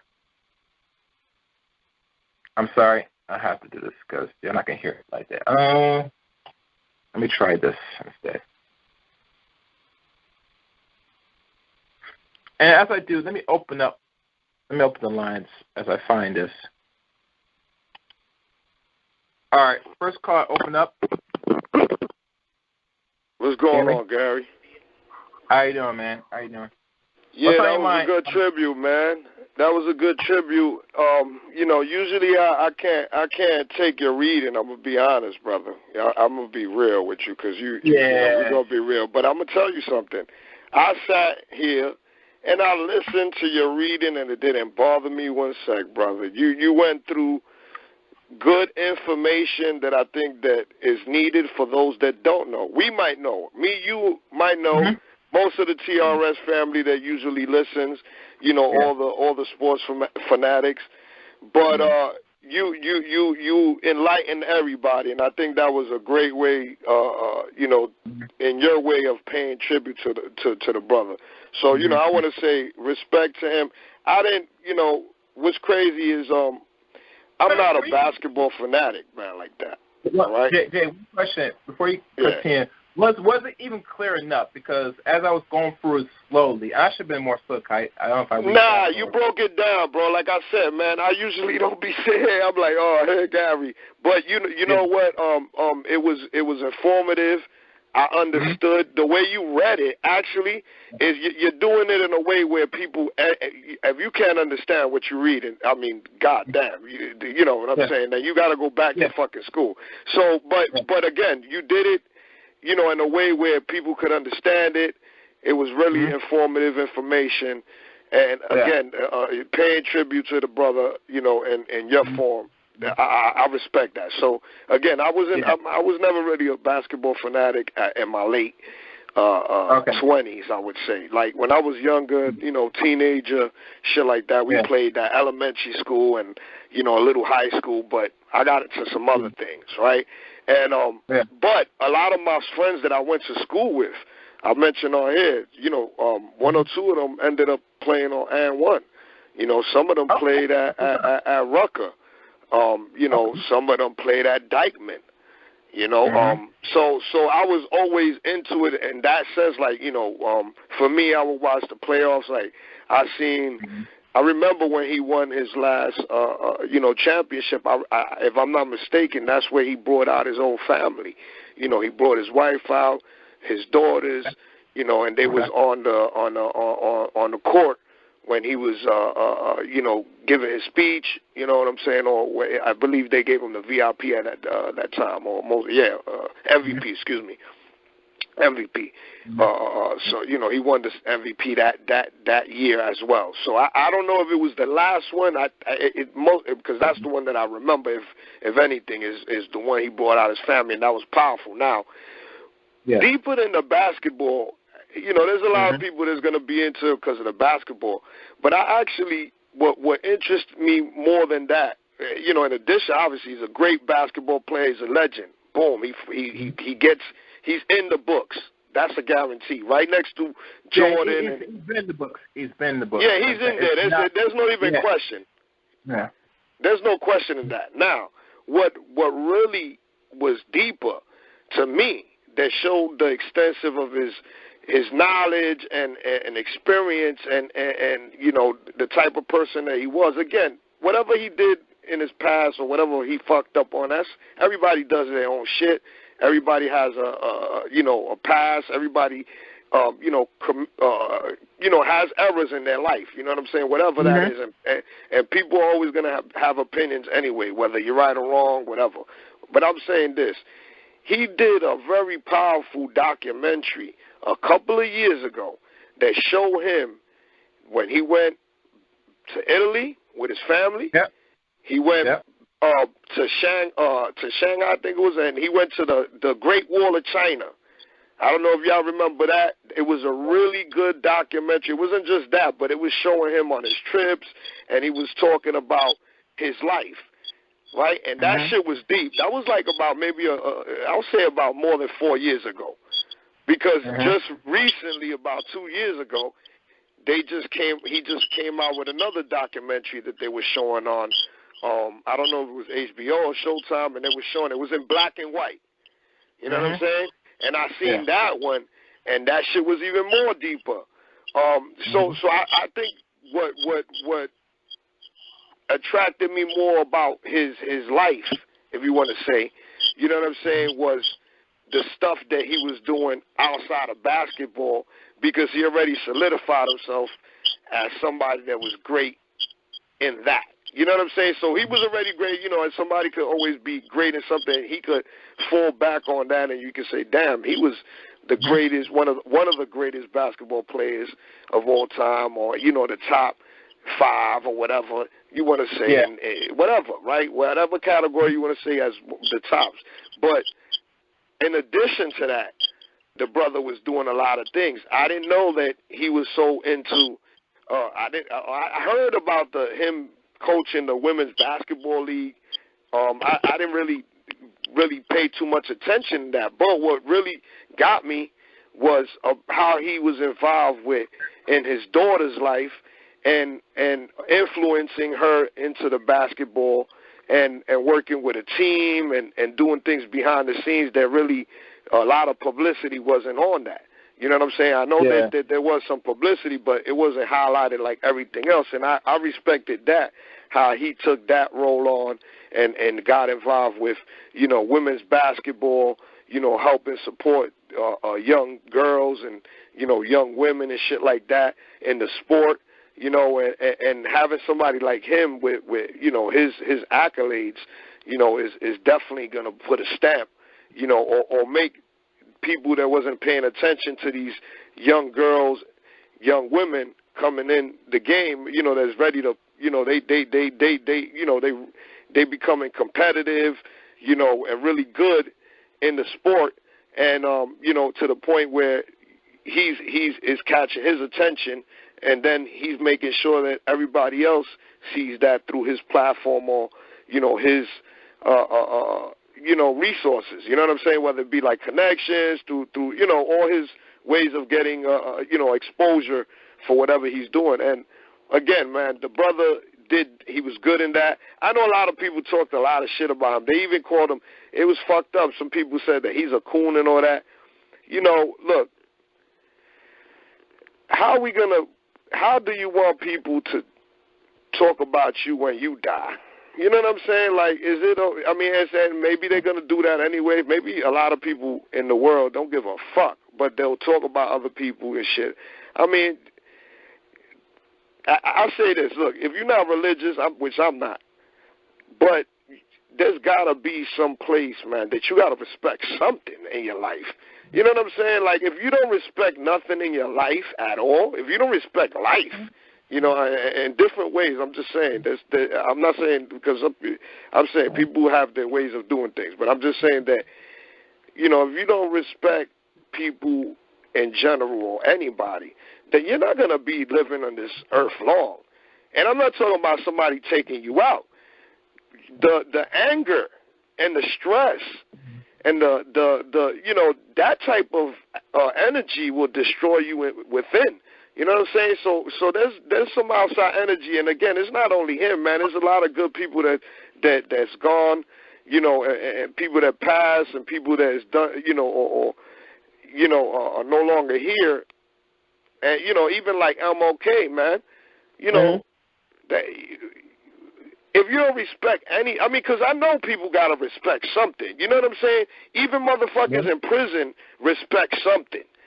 I don't care what it is. It's got to be something that they respect, even as a motherfucker that don't got no family. A motherfucker don't got no family. He has no care in the world. He got to care for something. Mm-hmm. If not, he's just going to find a way to end his life because obviously he don't care about life or nothing. But I'm just saying, damn, man, there's people, and this is not our people. It's probably outside motherfuckers that's doing this shit. You know what I'm saying? But we got our people too. But go ahead. Yeah. I'm about to play this clip and say, I'll say this. No decision he makes, who he fucks and stuff. Yeah, I get it. The funny thing with all this is that, and I said this earlier, Jay, that there's a greater more distraction or things that's being put on the rug that we're not aware of since this happened, And I want people just to keep their eyes open, And I'll be honest with you, I stopped watching basketball for over a decade now, to be honest with you. And that's when there was still basic cable, or cable was still around. And when they went digital, I started watching TV altogether, to be honest with you. I lost taste of watching anything on television, including sports, so I just didn't really keep up with it, I kept up from other means, but I just stopped watching it consistently. You get me? Right. But, now that he's gone and people, from the brothers and sisters, some of them even the sisters say, he got this white bitch, and I'll say, yeah, I get it, the wealth is correct, yeah. But it comes with the territory, people. You know what I'm saying? I tell most people this, especially ladies, this. If you want those type of men that might have potential, just like Kobe Bryant or any athlete, can also want to be, get in the bag, I say you better get these dudes now. Don't wait. Do not wait. If you wait, most likely you're going to find them, they're going to be snagged up by a non-black woman. Because these non-black women are waiting for these type of entertainers, celebrities, and they will give them the time of day. And this is for all these so-called non-secular dudes who they talk about they can't get no sister. I say, yeah, listen. You can get one, but like I said, if you're not really searching now, I can't help you this. But let me play this audio clip to what I discovered today. And it's not surprising nowadays, people. Let me play this now. You know what I'm about to say. That MSNBC. Go ahead. Go. Let me refresh my thing. I'm glad you bringing that up, brother. Okay.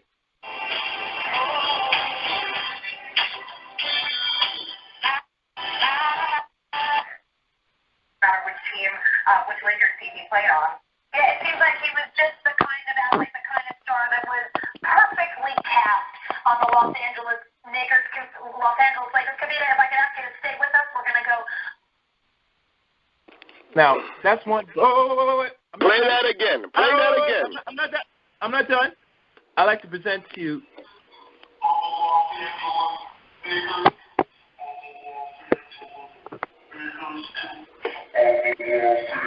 Can you hear that?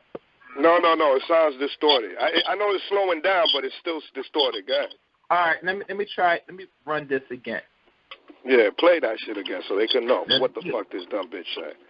Sounds like the kind of star that was perfectly cast on the Los Angeles Lakers. Kavita was just the kind of athlete, the kind of star that was perfectly cast on the Los Angeles Lakers. Was just the kind of athlete, the kind of star that was perfectly cast on the Los Angeles Lakers. Was just the kind of athlete, the kind of star that was perfectly cast on the Los Angeles Lakers. Kavita, if I could ask you to stay with us, we're going to go. Now, can I say something? Wait. Is that you, Austin Morrison? Did I hear from the chat room said that was a mistake? That don't sound like no mistake, brothers and sisters. It was dead serious what she just said. Well, she said, Nick. She said, nigga.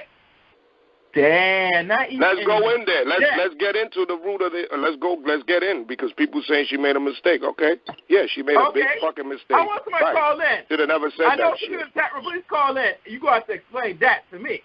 Yeah, it's a big mistake. She should have never said that shit.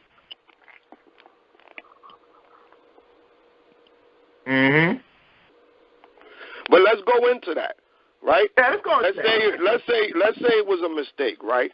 First of all, this is what the problem is, right? You have a script.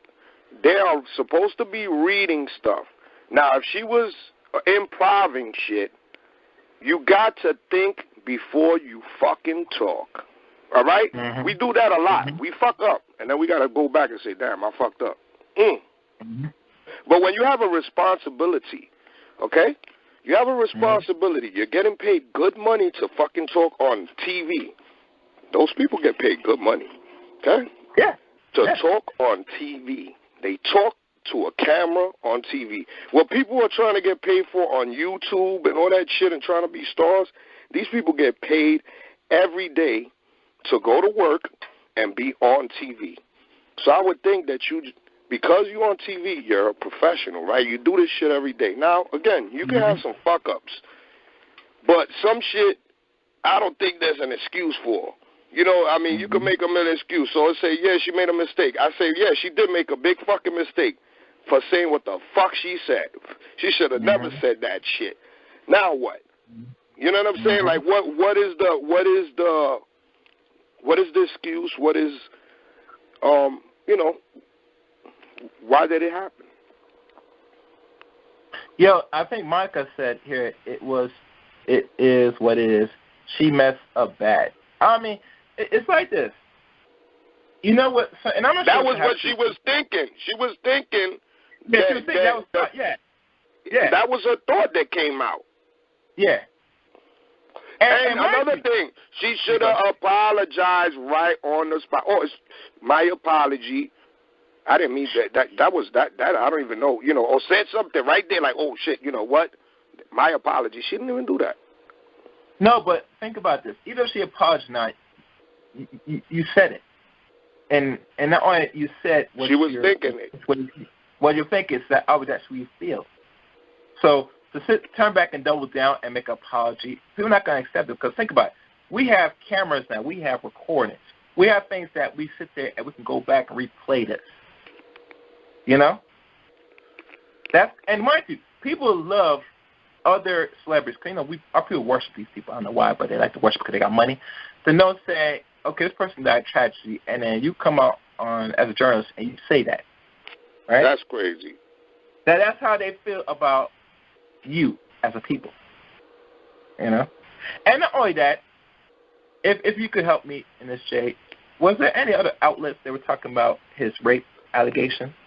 I heard that was circulating a lot today. Am I right? I'm gonna be honest with you. I just got in. I was out. Okay. So Okay. where I was at, I didn't have no reception.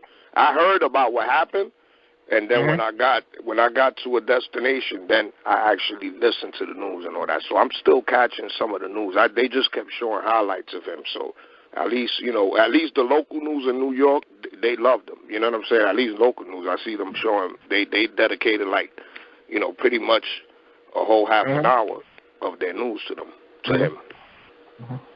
All right, everybody, if you want to call into the show, call number 712-770-4160. The access code 915-411-pound. I repeat, 712-770-4160. Access code 915-411-pound. Tonight's subject, this is a special broadcast, Kobe Bryant and what distractions await us is the question. As I said before, he died. A few other people died in a helicopter, including one of his second youngest child died. When I heard his mother's children died, I said, "Damn, fucked up."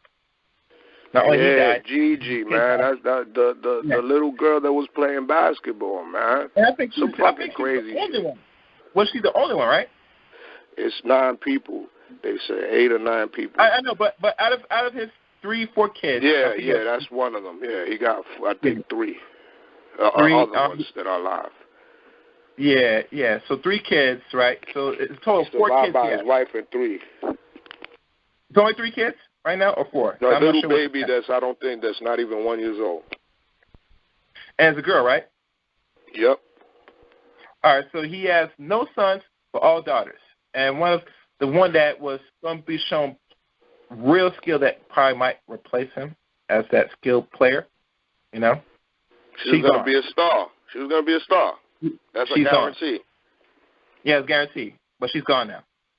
I'm not saying the other 2 that's young that won't take on the matter of being a basketball player. I can't say it because it's still early.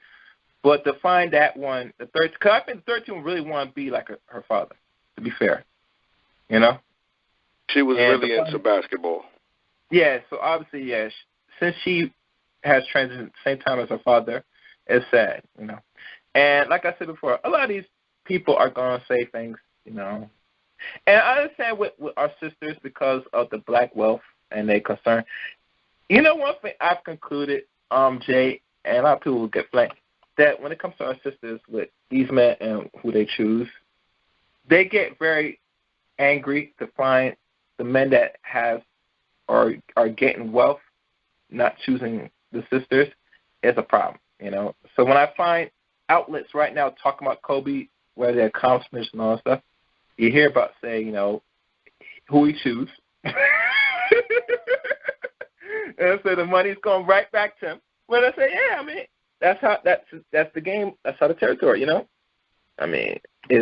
he made his choice, and nothing much you could do. Either you want to cancel and support, and that's optional. But like I said, most of these athletes, entertainers, are not getting paid by the black community. Can we agree on this? On the mass scale. White corporation. There you go. So obviously, the one that pays is the one that rules at the end of the day. So the decisions these players make, I can't front them. I don't agree with, but like I said, I'm not paying these people's checks, like these people's checks at the end of the day.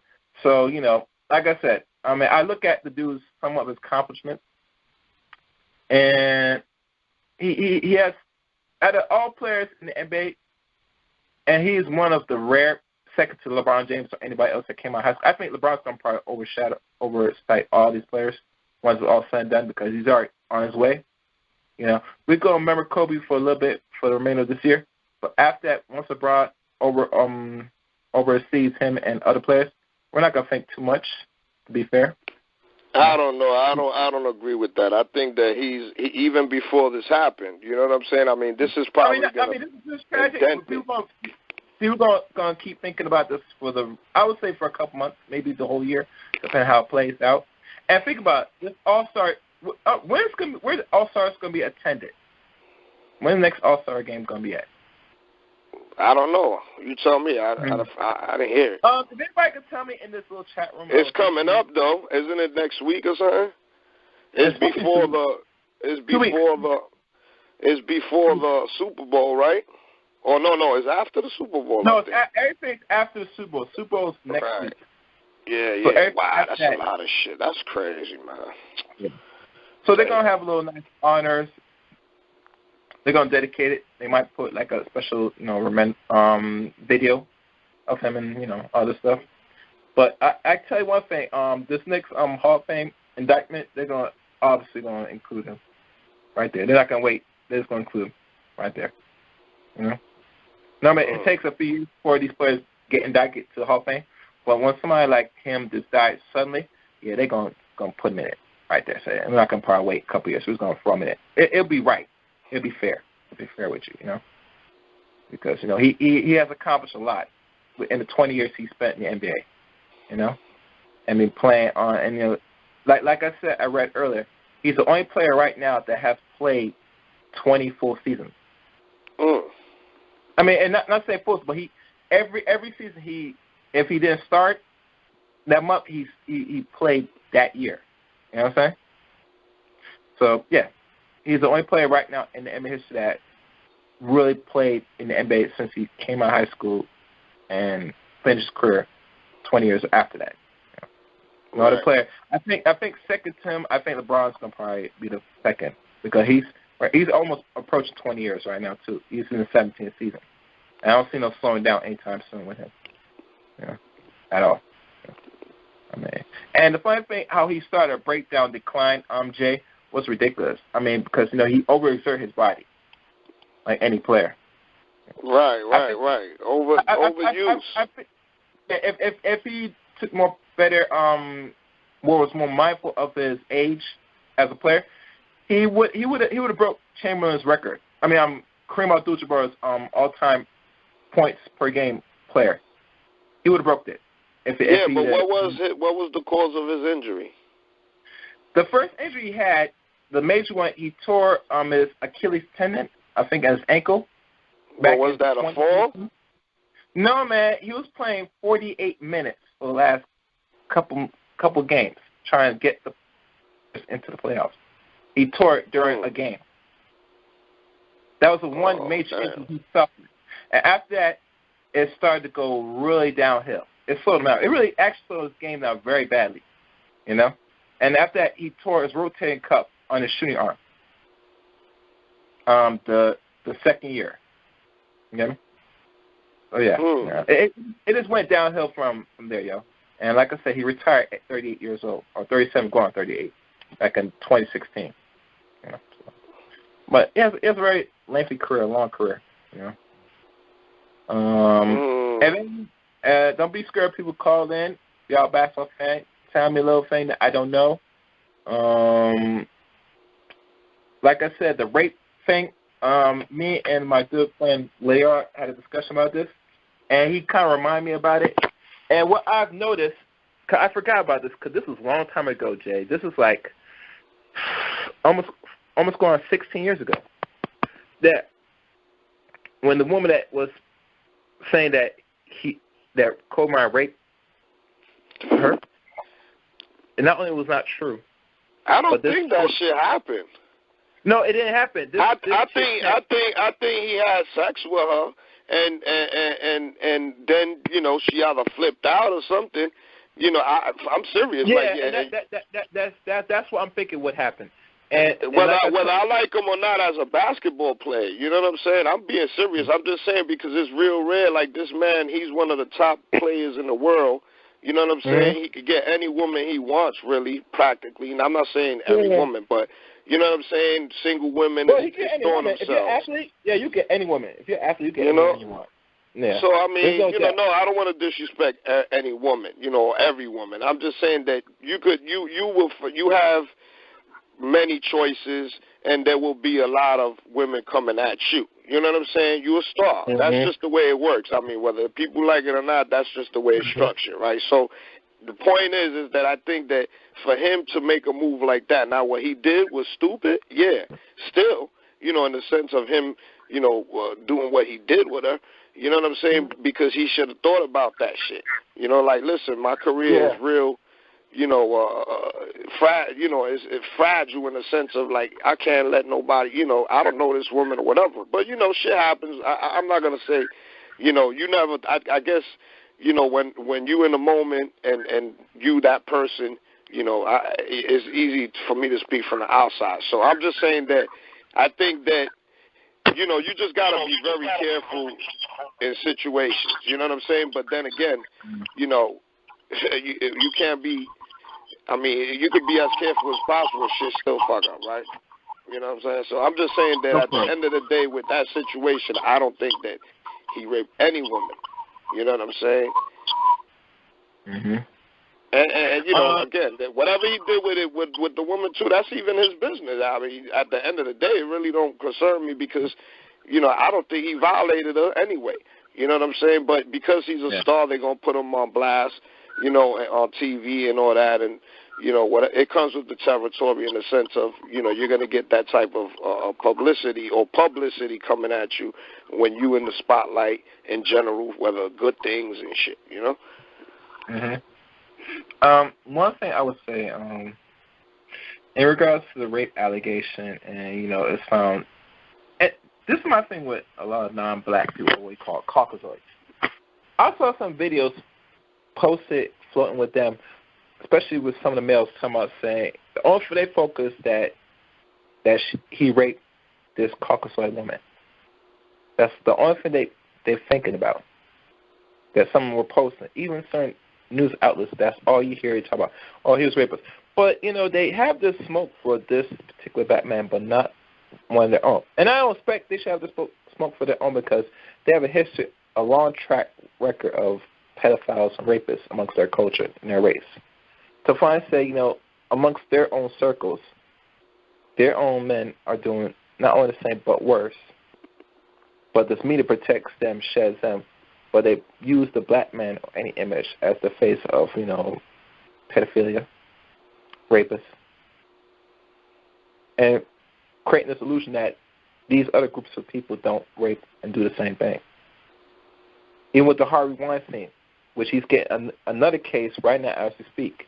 He ends one case and he's getting another one slapped up, adding more charges to him, which they're keeping under the rug, mind you. But they focus on this man and the great say, oh, he was a rapist. We should know that they got continued shit on the black man because they can't let any black man shine to the actual confidence that he has achieved, which I find it very interesting. You know? And like I said before, I knew about that, and it was already proven evident this chick not only was lying, but she was trying to get something. So, you know, they settled in some of those small claim case because there was no actual evidence. But like I said, most brothers should be always careful when they stick their little pee-pee under these non-black females because they always want something to get something. And they're going to use their status to get every dime out of you. That's why you see these stupid non-black men talking about saying, oh, Kobe's a rapist. You know what I'm saying? I'm glad he's dead because they hate him.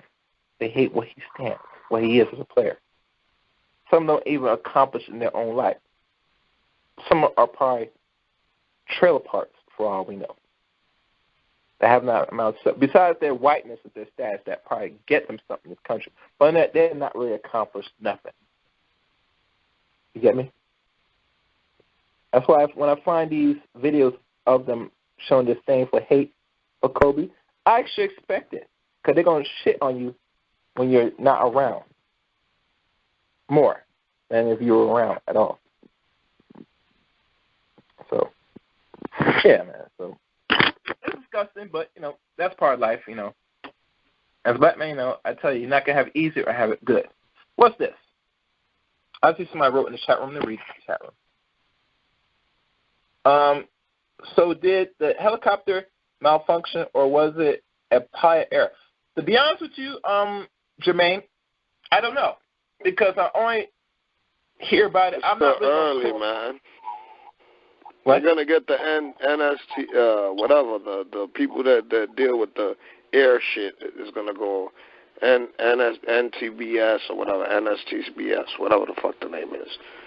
So they're gonna be checking it out, and then they'll give, tell you, at some point, because they were trying to preserve. They said the fire. So I mean, preserve what, turn out the fire and preserve the evidence. What they were saying, so they could be able to tell. Because if it was charred completely, then it's gonna be hard to tell what happened.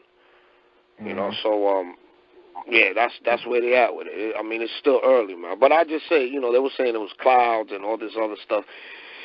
There's been a lot of helicopter accidents lately. They just had one in Hawaii. They had one in New York. Two of them. And let me Jay, stay right there. Let me open these lines. Open your line. Who's this? Hi, everybody. It's Gigi. All right, stay right there. Is that you, Joshua? Yeah, what's up? All right. Okay, I'll sit tight. Finish what you're saying, Jay. Yeah, that's it, man. I'm just saying that, that we've been having a lot of helicopter accidents. It's hard, man. At the end of the day, human error, whether it's the helicopter or not, it's a human that built it. That's a problem, and it just shows that, humans are fragile in the sense of, how we can get injured in the sense of like crashes and, and life is fragile. And also, we're, humans and all these digital and, mechanical vehicles and things that we have created, it's not 100% perfect, and there are accidents. A lot of people die from accidents. A lot of very well-known people have died on plane crashes and helicopters, and it's unfortunate. Death is there always, but, young people with so much to offer, lost, young and stuff. They have so much to bring to the table besides what they have already accomplished and done. You know what I'm saying? I'll leave it there because that's it. All right. What's up, GT? What's on your mind? Well, I want to thank you for doing the show tonight. And like JNYC said, you did a good job. The people who heard the accident, just before they heard the crash, they said they heard a sputtering sound, they thought it was an airplane that was stalling, but it ended up being the helicopter. I think what's so sad is that he died with his daughter, and I'm sure I think there were a couple of more girls from the team on that helicopter, but they haven't given out names yet. So it's just a horrible, horrible day for basketball and a horrible day for their family. I guess that's it. I'm done. All right. Cool. What about you, Yasha? What's up with you? Hey, what's going on? Well, I'm more, it's, we have a saying, when a person passes on, it's so it is, I mean, this is my thing with and part of his legacy that, he was a great basketball player, he did his thing. There's a lot to Kobe. Kobe had never grew up in a predominantly black neighborhood, and so his mindset was totally. Yeah, was an athlete. Yeah. Right. Yeah. So his mindset was totally different from the average, young black male coming up and to America. You know what I'm saying? So his ideal was totally different, and I think that's why he was often sometimes considered. People used to consider him to be kind of a butthole, and I think that has a lot to do with his kind of sense of upbringing. The fact that he was just that way. I don't think he meant harm in most cases, but it's just one of those things where he grew up a certain way, and and that was it. I'm still kind of shocked. You know, I couldn't when I first saw it, first heard about it. I was kind of I was at work, and when my daughter, man, and he flashed his phone to me. He says, "Is this true?" I'm like, "What?" So he showed me. I said, "Oh crap!" So I was on my phone, so I started pushing my update button, and the update button it kept going, and finally, the news people who broke the story first was TMZ of all people. They broke the story first. So I guess on the crash site, like you know, I hate that. It was TMZ. Yeah, me too. And I'm like, I can't stand TMZ because I think they're gutter. I think they're trash, and I think they do a lot of exploitation of black men on that show. Yeah. So I was like, what? Yeah, I know that. So TMZ broke, but I think what other news stations were doing, they was calling TMZ probably saying, can you confirm this? And TMZ was probably saying, yeah, we can confirm it because they might have somebody on location somewhere to say, you know, a helicopter went down and Kobe was on that helicopter. You see? And they said that, you know, Kobe was known to not, he hated the traffic because he lives in Newport. And to go to Newport to where his daughter goes to school at, they didn't want to be held up in traffic, so they took the helicopter. You see? So he took the helicopter, and as we could see what that result was, and so that's what happened. So as I kept pushing my update button, it started leaking out bit by bit. The helicopter went down. And then some stations wasn't saying it was Kobe was on because they wasn't quite sure who was on the darn plane. So finally they kept coming out. Then they said Rick Fox was on the helicopter with him. That's what they said. They said Rick Fox was on, but then that came out that his family called to me and said Rick Fox was not on that helicopter. He was home. He was here.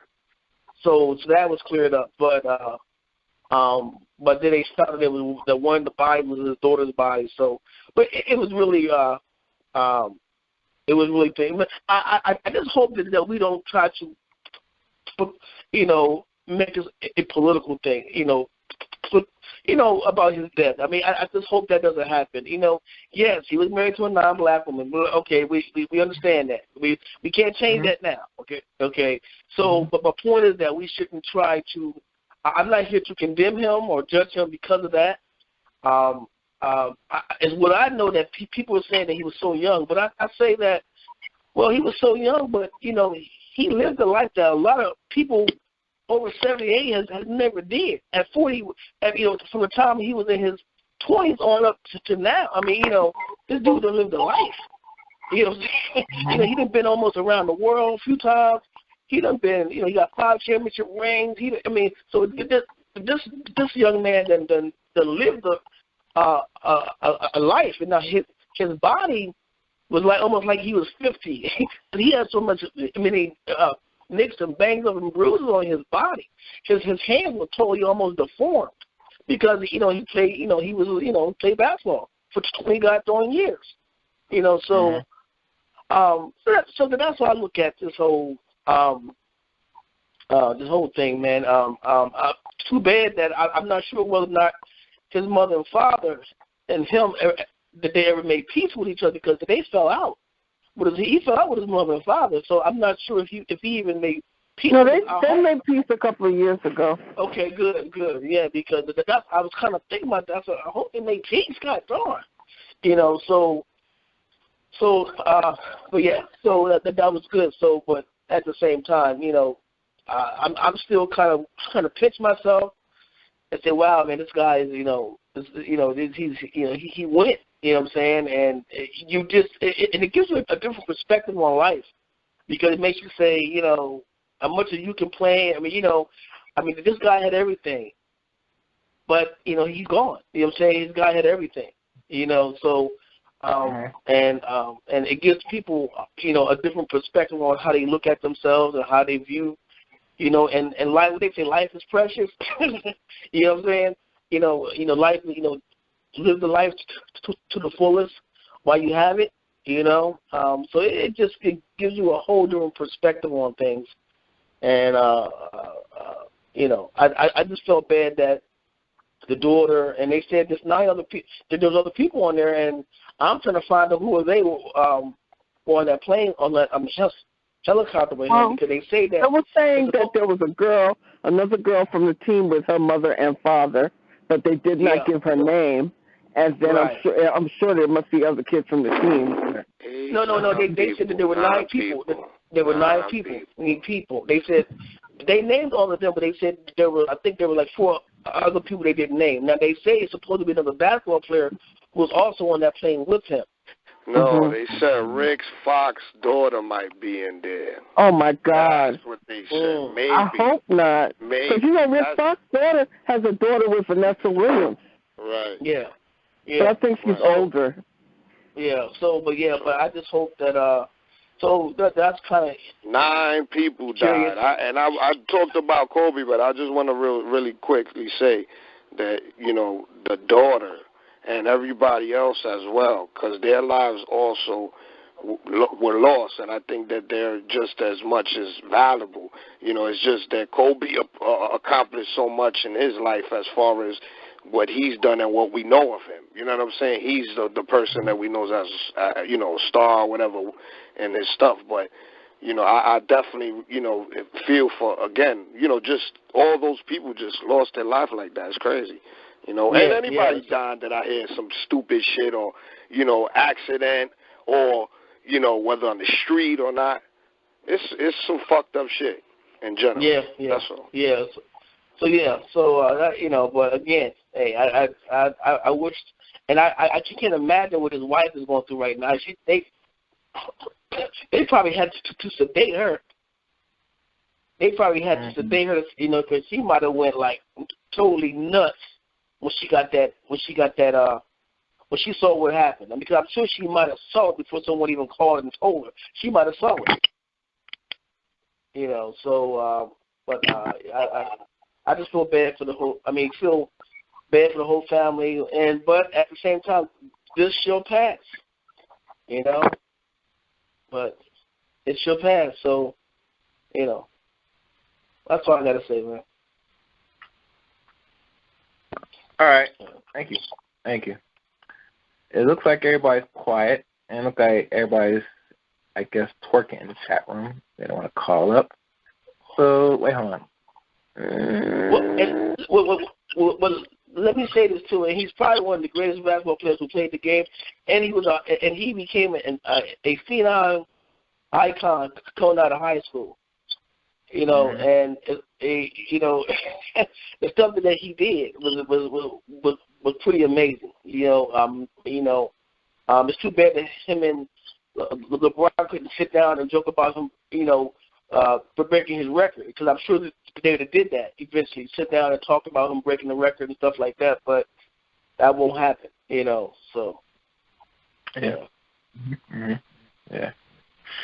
Yeah, my life moves on, like always. Yeah. We'll know more in the coming days. They won't tell us the real truth what really happened. No, because I'm still skeptical about the helicopter. I'm like, these cats didn't check the damn helicopter before it went up? Yeah, but like I said earlier in this broadcast, that there is much more of a great distraction await us, you know. So, you know, even this was very sudden, surprising, threw off a lot of us. It gave us a lot of our energy towards this. And like I said, things that's underground or things that's being put in policy place, wherever you know that's being in the works are being slide under us that we're not aware of. So, like I said, I tell people, you know, yeah, it's a sad thing, but always keep your eyes and your ears open. There's always something bigger going on here. Now, somebody wrote in here, is overthinking or overthinking about it. No, you can't overthink. You always got to keep in mind with it, you know, because think about it. Right. And the reason I'm saying this, I almost will end this show.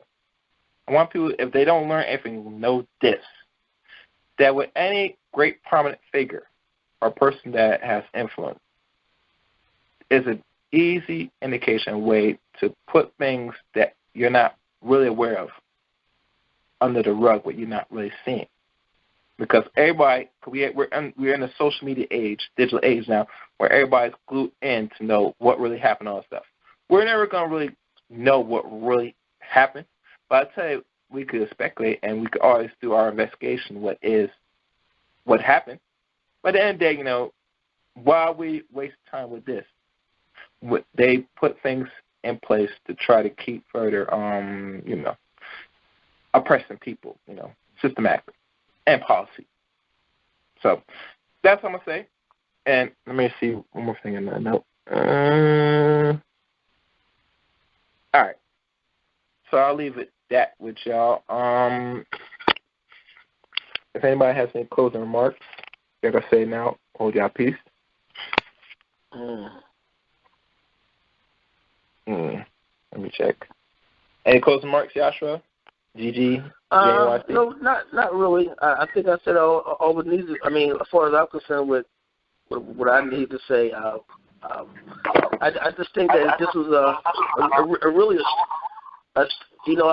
this was really a strange day for me because the Saturday night I had an issue with sleeping. I kept going back to sleep, kept waking up, and it was like I kept going to the sleep, but it was like every time I had a certain dream, I would wake up. It was just weird all last night, and then I had I just had a strange sleepless night. Then I had a strange Sunday where it was just quiet. Like I mean, like the saying goes, something's in the air. You think like, you know, there's something in there. Something's not right about the day. You know, it was just for me. Something wasn't right. Yeah, you get that feeling, right? Something wasn't right. Yeah, that you know, song, and I get a feeling in the air. Yeah, you know.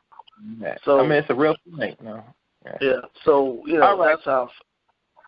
Yes, I'd like to thank everybody for calling in and listening to tonight's broadcast. Please, like always, I want you to like, comment, subscribe this YouTube video. Also, subscribe to my channel, Chaos Reign channel as well. And I always say comment, subscribe, and like this video. Be on the lookout for the next stream. Until next time, good night. This concludes another podcast from Chaos Reign channel.